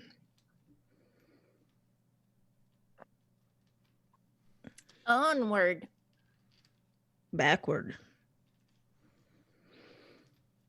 Are you dragging him with you? Are you leaving him here? Are you letting Leave him him with the go? hats. Leave him with the sad hats. If only I- there were four Father Sam plot appropriate- unties him and walks away. Won't kill Shamefully. you, but I don't have to save you. All right. If only there were four plot appropriate horses just wandering around. We don't have enough bennies for that. There are indeed Yeah, not four plot appropriate horses. But luckily for you, the train did crash. And so as night is falling and the desert air begins to get colder, you make your way toward the train. And it is there in the dim light of the moon that you see figures walking toward you, slowly moving at a appropriately shambling pace, coming in your direction. I'm going to take the lantern out of my pack and light it up. Okay. As you light it up, there is indeed... They look like people. Are they like people we recognize from the train? Or... Yeah. One of them's Bert. One of them's Mrs. Lupin. Are you, one of are you them's right there, like- Mr. Burt? One of You them's look the into lady it. who got accused everyone for killing Shady. One of them's Shady. Pulling up the Okay. shotgun. Sorry, say that again. One of them is Shady. Shady, ain't you dead? Does she still have like blood in? Like, Yeah, oh all yeah. over it? There's still a big old hole in her chest. She's still very dead. Miss Jemima, Yep. you're really good with them guns, right? I try. I'm really glad I made your acquaintance. Mhm. I think being good with guns might be a good thing just now. Me too. You good with those? Sure shooting.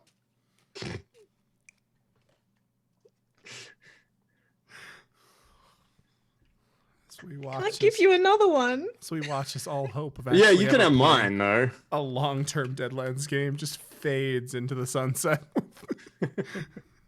Oh. This is so much I fun. know, I'm totally joking. Alrighty. Let's draw some As I let- cards. Yeah, as I let the well-armed women step in front of me, I'm gonna pull out another deck of cards. Okay. Alrighty. So Jemima Stark pulling the 4 of hearts.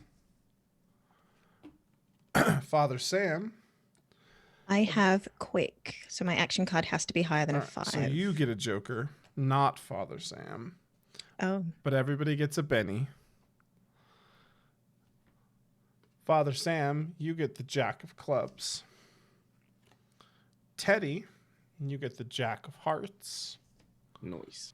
Liza Jane, you get the 10 of Spades.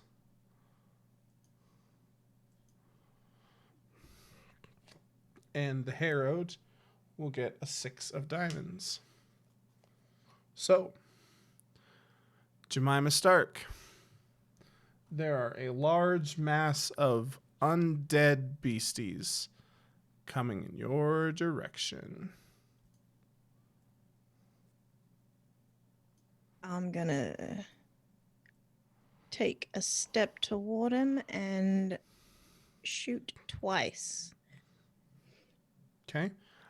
You are definitely going to be at a distance penalty.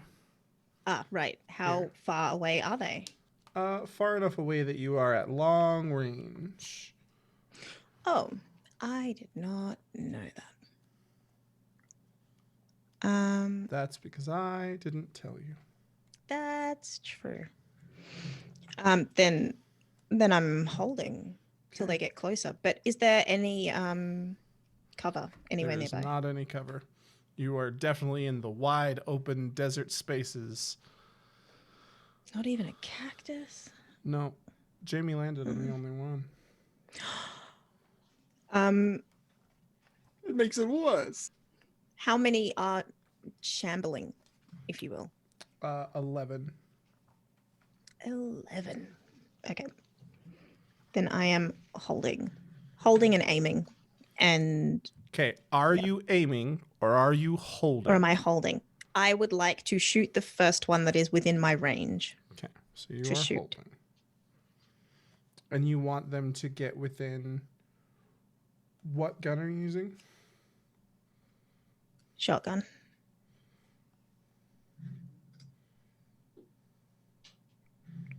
Okay. Oh, actually, yeah, the double-barreled, Mhm. not the sawn-off. Okay, and you want them... They won't get in close range this turn. Then I will hold until they do. Okay.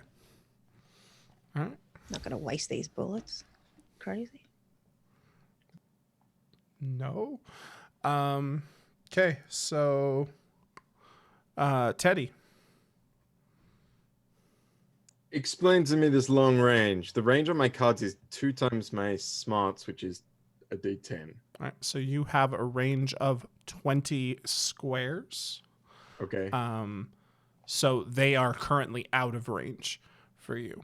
For sake of theater of the mind wise, if you're building the grid in your head, they're about 40 squares away at this point. And how far do things roughly move? You guys can usually move 6. They can move about 4.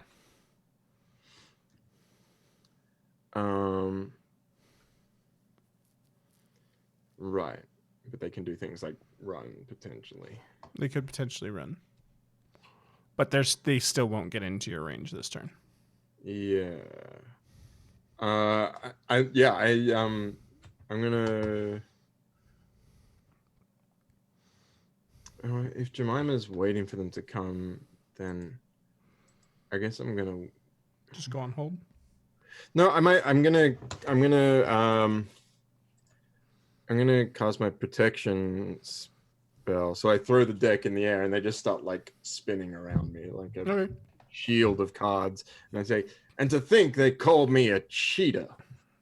Okay. Roll a spellcasting roll or psionics roll or whatever it was you took. Yeah. Psionics.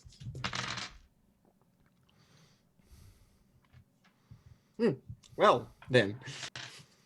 That's the first time I've ever rolled double ones in this game. So you throw up your cards like, and to think they called me a cheetah, and then they just all fall to the ground. It's the wrong deck, Miss Eliza. Yeah. I didn't think that was how that trick was supposed to go. It worked better last time you did it. Father Sam. An embarrassed Teddy has thrown cards all over the desert. How much with the night moonlight and this lantern, how much light is there? Enough that How well casting can the we light see? spell Won't isn't do going to any help good. a whole ton, no. Okay. But you could still do it if you felt more you want divine light rather than lantern light. Well, there's no difference. Mechanically, that's true. Exactly. Flavor-wise, divine light versus lantern light are definitely different things. Well, I don't have my shotgun with me anyway, so we're gonna do that because why not? We might as well do something. Okay. Give me your faith roll.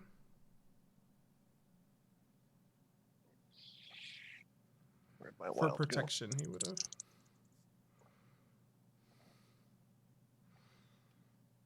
Did you roll ones too? Yeah. All right. So this is how this is going to play. So as the cards go up in the air, because you're a psionic and you can do things like that, you would essentially like have been going to like hold your lantern in the air long enough to throw your cards up. So you're holding your lantern in the air with your mind. You throw the cards up in the air. The cards all flutter down, and you're embarrassed enough you don't reach out and grab the lantern. Father Sam, you step up and you rub those rosary beads and you say a quick prayer, and the little light pops out of the lantern and starts to bob up to like bloom, and then it just goes out. And you are all now in the darkness of just the moonlight. So with some illumination penalties going on up in here. Liza Jane, That's not good. you're next, little lady. I imagine I'm standing next to Jemima. Uh-huh. And I have my Colt Peacemakers out. Mhm. But it's probably still too far away for them too, so You could fire at long range.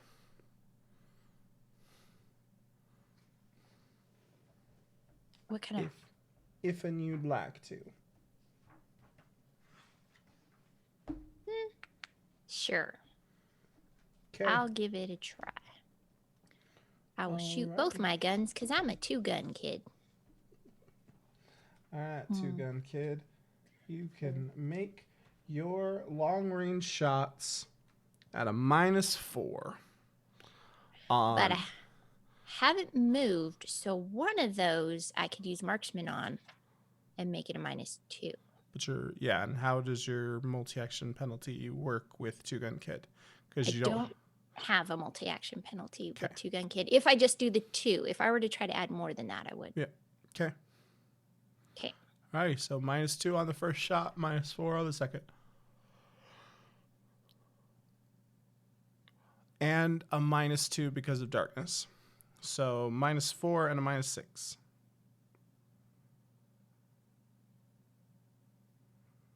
Okay, so that first roll would be a 2. So I'm going to spend some of my ample bennies. I had to get different markers to mark how many I've got, and I'll try.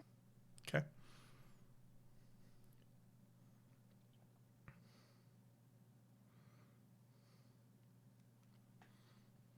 So that's a 5 for the first one. All right, that'll hit. Roll damage.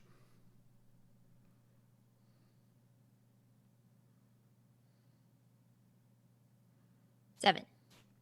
Okay. So you shoot poor Shady again, and poor Shady drops. Okay. Sorry, Shady. It's okay. And I'm going to have to spend another Benny for the second shot. Okay. Because the second shot's at -6.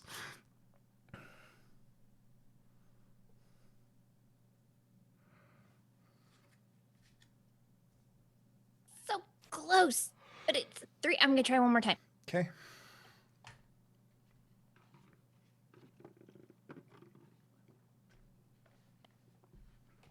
Nope, I'm giving up on the second shot. All right. You miss your second shot. All right. The Harrowed are going to move closer to you.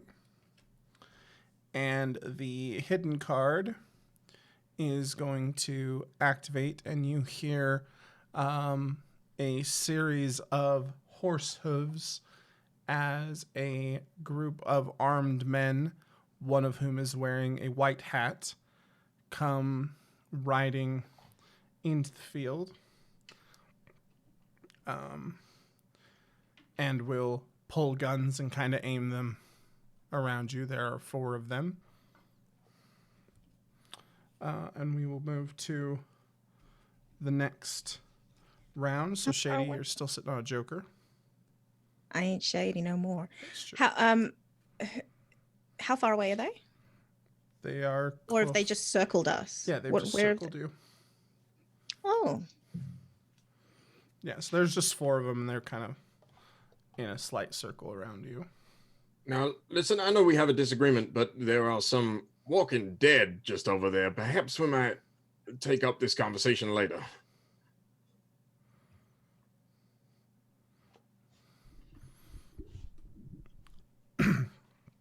We assumed that the Walking Dead was your problem.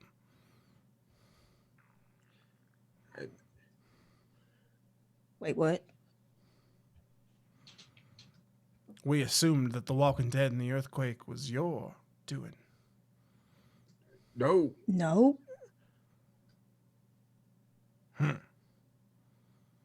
we thought you were stealing our medical supplies, not some stupid We were here for hats. hats! But you must admit that nobody would have thought, hey, I bet those guys are going to steal some hats. No, but only a jerk would steal medical supplies. Exactly. The kind of jerk Oh. who might shoot somebody over hats. Hey, let me ask you a question, Mr. Card throwing. I don't know why you're throwing. There's a lot of cards around your feet, sir. And he looks at you and he says, if you get paid $1,000 a piece to help acquire some hats, and you think somebody's going to get in the way, somebody who might be working for Stetson, you're going to pull the trigger first and ask questions later.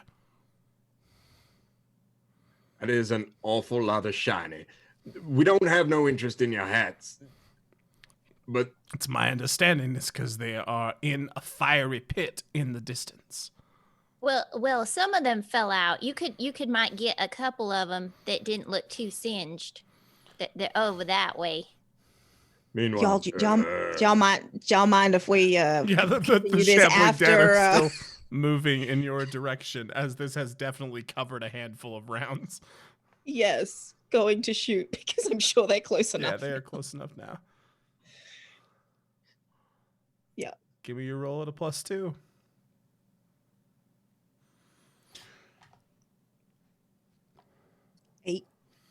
That'll hit with a raise. Sweet. Okay, so I literally built this character now. What does 1 minus 3d6 mean? Means On 1, a shotgun. 2, 3d6. So it means the amount of your pellets from your burst that you put in is the closer they get, the more pellets hit. It's a mechanically bad representation of the way shotguns work. Because that's not how shotguns work. The pellet spread is not that crazy. No. So you're doing 46 total. Oh, okay. Excuse the rain.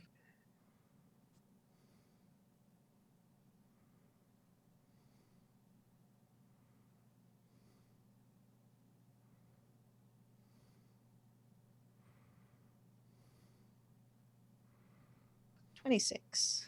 All right, so you core out that zombie like a canoe. It's very unfortunate for Bert as he... It was his first day. Yep.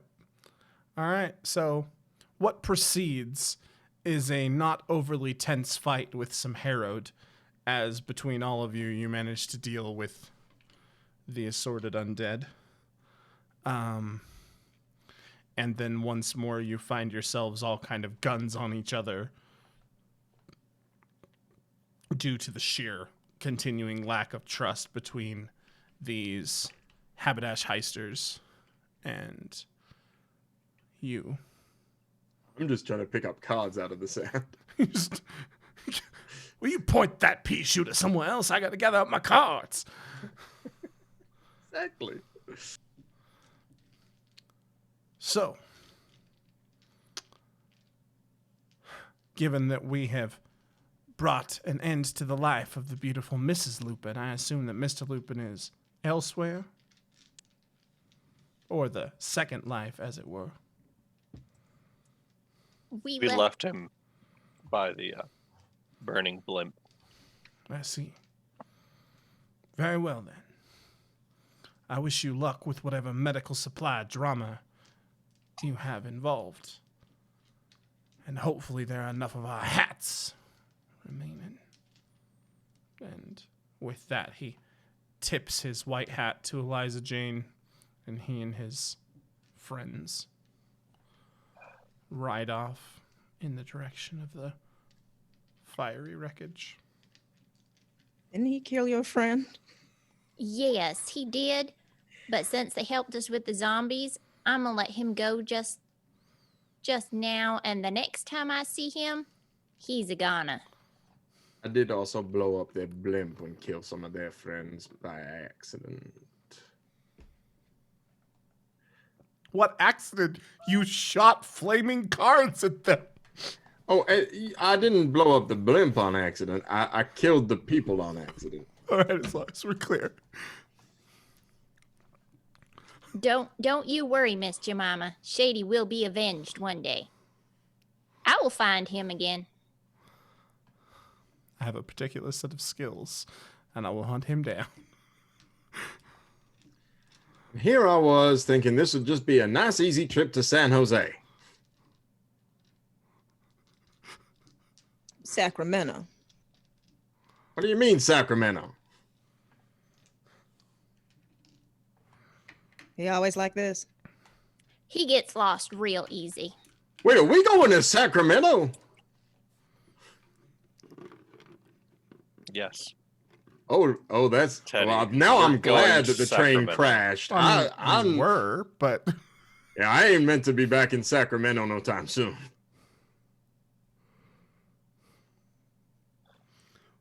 all right. Teddy, are you sure that our crates were not in the luggage compartment when you went back? I swear that God told me so.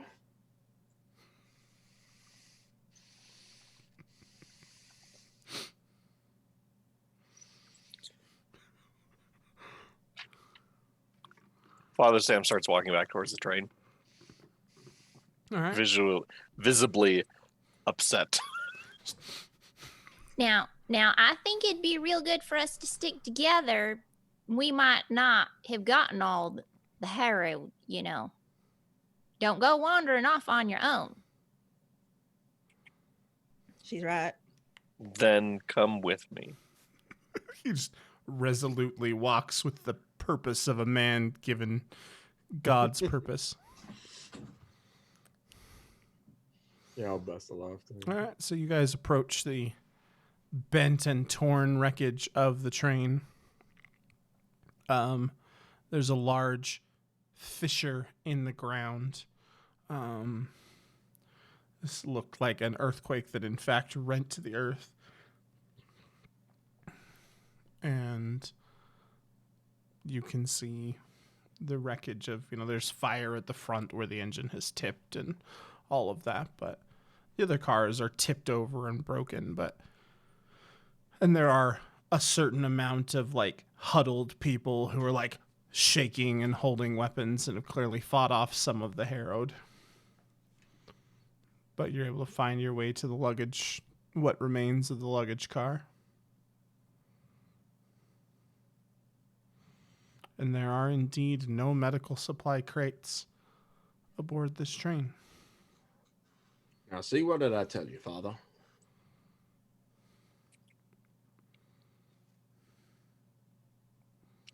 Well, then, where are they? You can all give me a notice roll.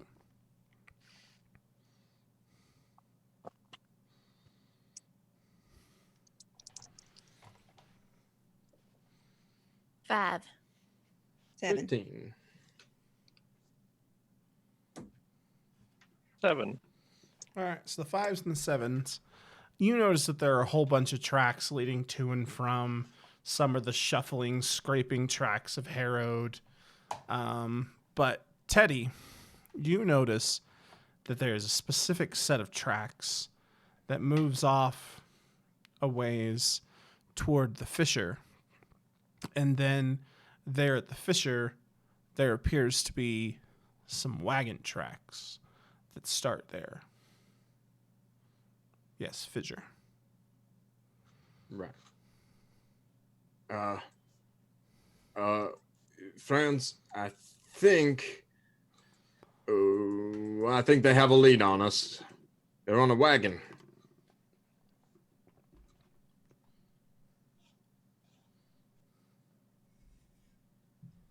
Okay, let's go. Well, we ain't gonna catch up to a wagon on foot. Depends on how fast it's moving, don't it? And it ain't like we can get a wagon or horses here, but we might come across them if we keep going. Perhaps we should have taken our vengeance on that white-hatted man when we had the chance. Taking those horses. Added horse theft to our list of sins.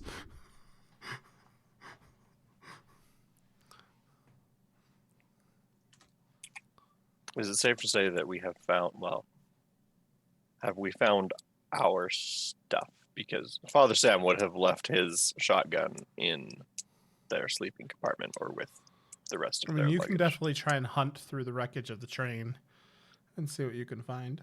Deal. You find a shotgun. It's probably not your shotgun. That's It fine. doesn't have like Father Sam carved in the side of it or like a cross inlaid in the stock or anything like that. But you locate a shotgun. Teddy, where are those Father- tracks? Father, is it a sin to steal from a dead man? As I start like walking along the Yes. tracks. Nope. Come on. All right, give me a survival roll to follow these here tracks. Also, it is at a -2 because it's dark, yo. Can I relight my lantern? I took some oil as well. It's still very dark at Yeah, nighttime. fair enough. That's fair. Is anyone here like good at survival? Because I was No. almost gonna take that skill and then chose it. You know I what's really have- funny? I have Shady was. survival. It was. I have survival, but I rolled double ones. That's okay. I have a -1. Because I don't have rolled a one, survival. I'm so gonna it'll be use a I'm gonna use -2 a Benny. anyway. I got. Wait, we have. If you don't have the skill, it's So minus two. Yeah, it's a D4 -2 plus another 2 because. And dark, yeah. So all of your rolls are a -4 right now. If you're not -1. skilled in strike. So that's a 2. Yeah, I got a -2. You know what? I'm going to do it again. Okay. You spend another Benny. I did no better. All right. So after a while, you guys make like Winnie the Pooh and wander around in the mists for a while and keep coming back to this pit. As you just wander away and you think you're making progress and following some tracks, and then you find that you've looped your way back to the train wreck again. And that happens 3 or 4 times before you finally decide perhaps you'd best wait until morning.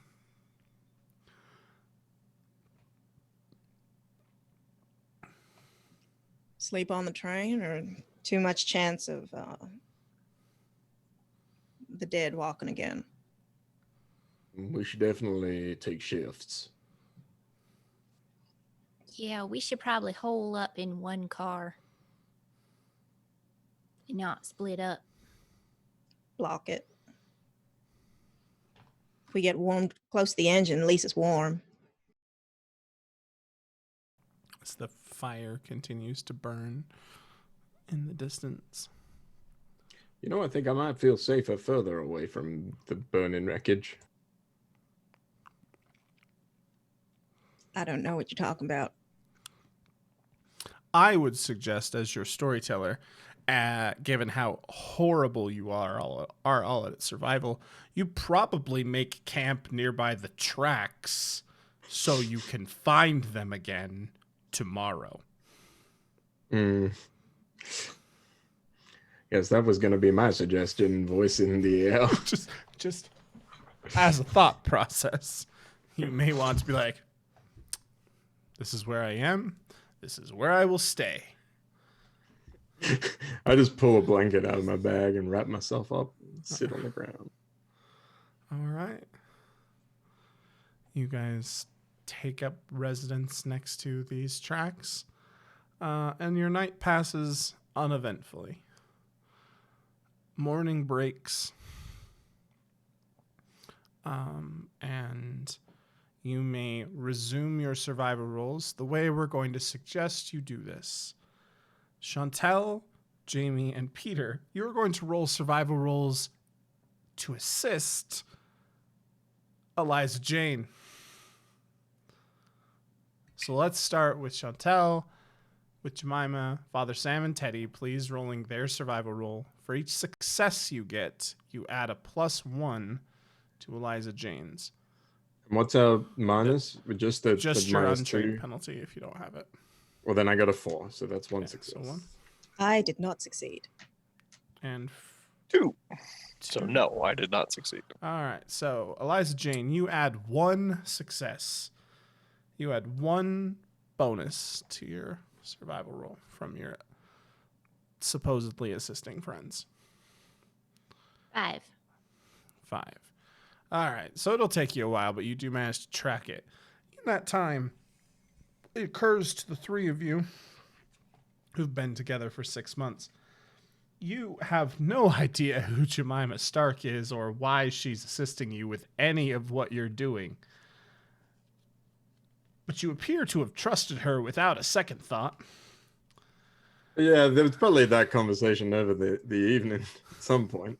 She did shoot all them zombies, and we are down a man, so. Can't split 4 shares 3 ways. You just have to do better math. No, definitely can't divide 4 by 3. All right. So you follow these tracks and they lead up into the hills of Texas. And as you move through those hills, you start to see markers markers of distance and place you're crossing various trails and whatever. And you notice that the signs all point toward El Paso.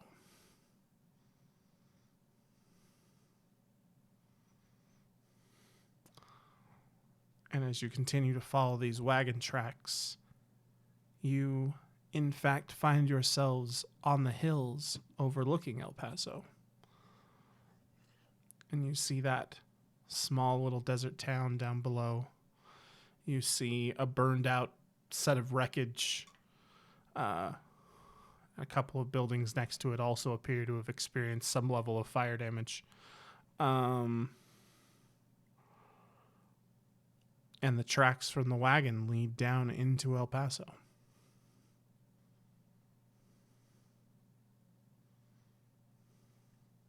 You all right, Father? You look mighty shook. It's been a long time since I've been in this town. And we did not find... The town was bewitched, more or less, by a demon at the time. We got rid of her, but... A real demon? Yes, demons are real. You throw cards and blow up blimps, and you don't believe that demons could be real? Well, I just believe in things I can see with my eyes, Father. It's a weird concept for the psionic, but sure. Hey, man, the cards just do what I tell them. It ain't no fault of mine. Okay. So, what do you guys want to do as you stand on the hills overlooking El Paso? We're going to talk for 3 hours about how to burn down the tavern. Nope. I'm walking down. Very much prefer you not do that. Father Sam turns to Jemima. What, my dear, were you doing on the train? Me? Yeah, you. Following you. Why? After what happened in El Paso? And in You every needed other following. situation. You need someone to take care of y'all. How do you know about El Paso?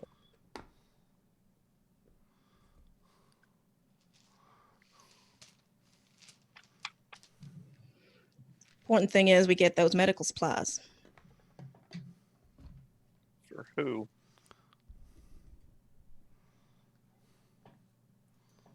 Where were you taking them? I asked you first. San Jose. This is why you need someone watching y'all. I know where I was going. He don't. He doesn't know a lot of things. That's why he wasn't driving the train. Listen, we ain't going near no Sacramento, okay? Okay. You ain't going near no Sacramento, but let's get those supplies, please. Who are we getting the supplies for? Do you even know? Yes. Well, I'm glad. I know. Dr. Thomas Whitmer. He told us to give him to Juana Gallegos. Dang it. Teddy. I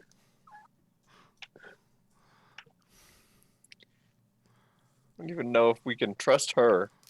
She just showed up out of nowhere. And But- started killing on your side. She was real good at shooting them zombies. If I wanted you dead, I probably would be. yep. No probably about it. You be dead.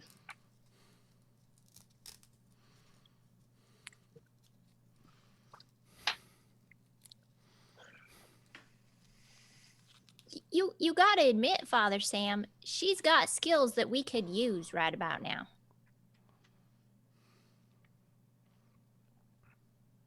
Look, I got a job. You just- got a job. I'm going to go finish the job. She just wanders off. by wander off, I mean in the direction of El Paso. She's not just like All right, so wandering you off somewhere else. head down into El Paso, the West Texas town that it is. Father, Eliza, Teddy, what are the three of y'all doing? Yeah, definitely trailing right behind her. All right, Father Sam, Jemima and Teddy head off into El Paso. Liza?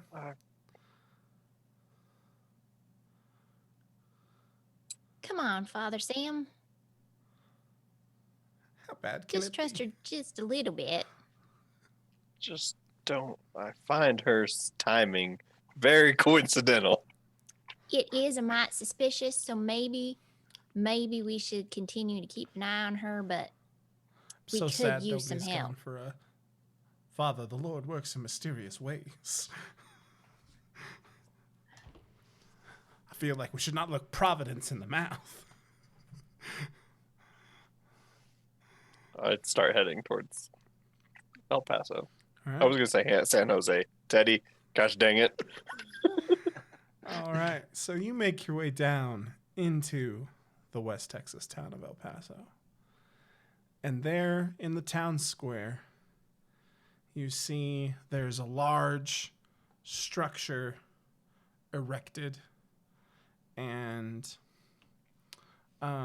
standing atop that structure, you see a man, Father Sam, that you recognize as the mayor of this town. And he is talking up a storm. And he is riling the people up. And you see there on the platform next to him that there is something covered in a large red cloth. And that in front of him, just below the point where you can make it out over people's heads, where the heads plot appropriately block your vision, there is another cloth laid over something. This one, a white sheet pulled up. Y'all can give me a notice roll, if you'd like to. It's a 4. 4, 9. 9, 2. 2. My 4 was a 3. All right. Liza, Jane, and Jemima, you notice nothing. Teddy, you notice that this crowd they are a mite bit riled up. And it is actually most appropriate that Father Sam, you are the one who got the raise, because you do notice that there are a handful of people in the stocks. Father Sam, you recognize one of them as the priest of this here town. And he is in the stocks, and the other men who are there are just there. There's probably 3 or 4 of them. This man is in the stocks, and you can tell that he has been beaten quite heavily and also has been gagged, unlike the other 4 men. And as you draw closer, you hear the mayor of El Paso, a man, Father Sam, that you remember his oily voice quite well. And he speaks, "So it was that those ne'er-do-wells came to our town, and they stole from us our beautiful desert rose, Oh, gosh. quenching her out when she was but a girl. And so it is that through this miracle of science, I will bring her back." And he grabs a hold of the red sheet and yanks. And there's this massive, strange metal contraption that has, all of these angled devices. And he looks and he says, "Gentlemen, throw the lever." And you Now see hold a on there, series of men. sir. So I'm like coming down into, I'm Yeah, like so, waving. hang on there, sir. And you hear this thunk as you call out, and he turns and he looks towards you. And his eyes fall first on Teddy, and then on Jemima and Eliza, and then his eyes meet those of Father Sam. Is this device about the size of three by three crates by any chance? Probably. Yeah. You would get the impression that the parts therein may have fit. And as that switch goes, you start to hear this thrum, and you start to see kind of electricity darting up over these Tesla coils and jumping between needles and all of that. And he turns and he says, "Who is it that would disturb our ceremony?" Well, we're the rightful owners of that there machine, I'm afraid, sir. And you stole it from us, or your associates did.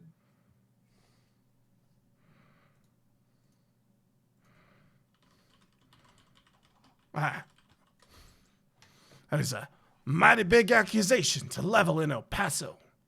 We take theft very seriously. And he reaches up and he adjusts his white, long duster jacket and adjusts his white hat. I've been in possession of these scientific marvels for quite some time, and we have just been waiting upon the delivery of our fuel source. Your fuel source not belonging to you. I don't know of what you speak, woman. Well, you see, we was on the Southern Starlight, not just yesterday, only a few hours away from your town when it came off the tracks, and our device was mysteriously taken from the wreckage.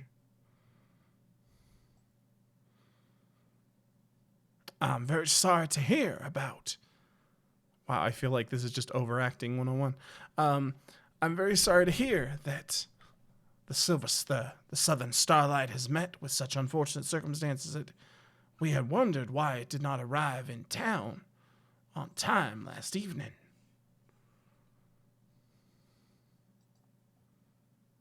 And what is it you intend to do with this here machine? Ha! Well, as you can see, and he points up and you see that there's just like this electrical current just kind of rolling around on these coils, and they're just slowly kind of filling with color. It says, soon enough, you will see the miracle of modern science. Yeah, but you're not supposed to have it. Oh, Father Sam, is So, this as bad as it looks like? Yes, it is as bad as it looks like. And as you're all kind of having this conversation, and Jemima's like, you're not supposed to have it, there's a crack. And as the coiling lightning reaches that top silvery ball, that lightning arcs down over the table where there is just this white sheet. And it courses through, and the man in white up on the podium throws his arms up in the air, says, behold, that which God cannot do, that which man can do.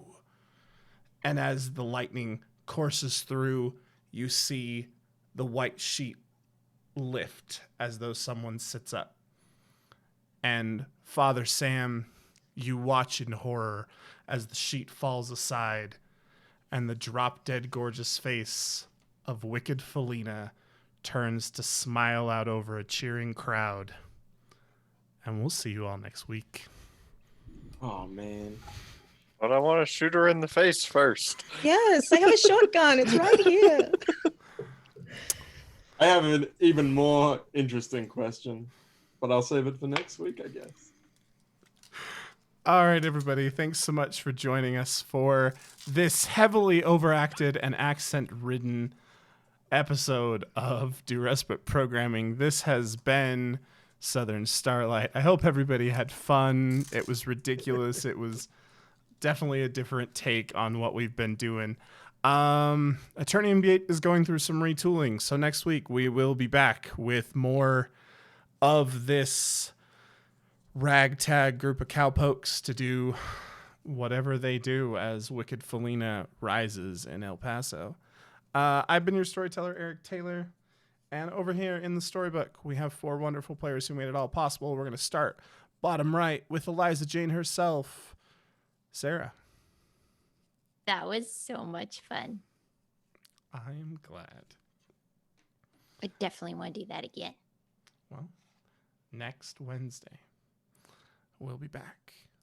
Up top, the one and only Father Sam, the reason we came back to Deadlands.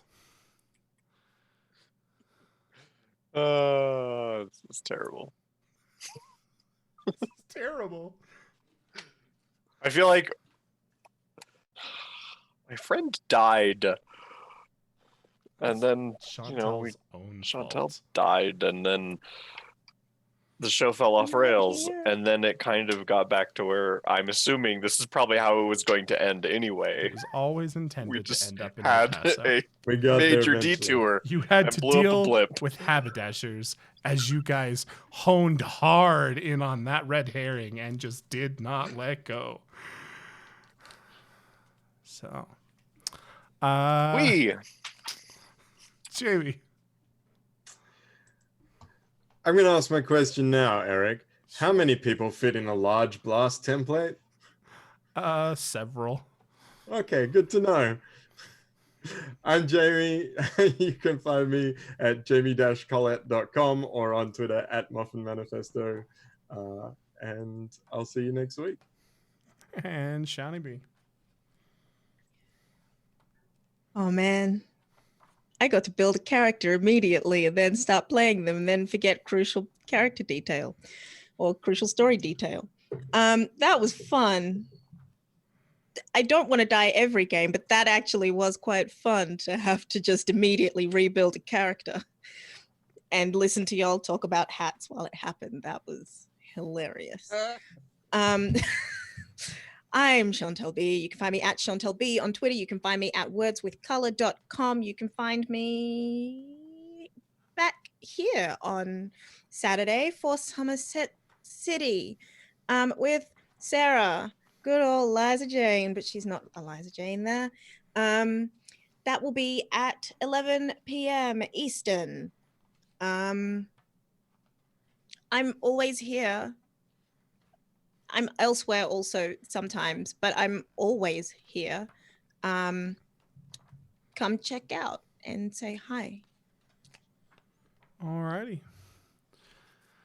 And I'm Eric Taylor, your storyteller. Like I've said, you can find us back here on Saturday for Somerset City. We are pushing hard for that finale as we have now left the darkest timeline and found ourselves in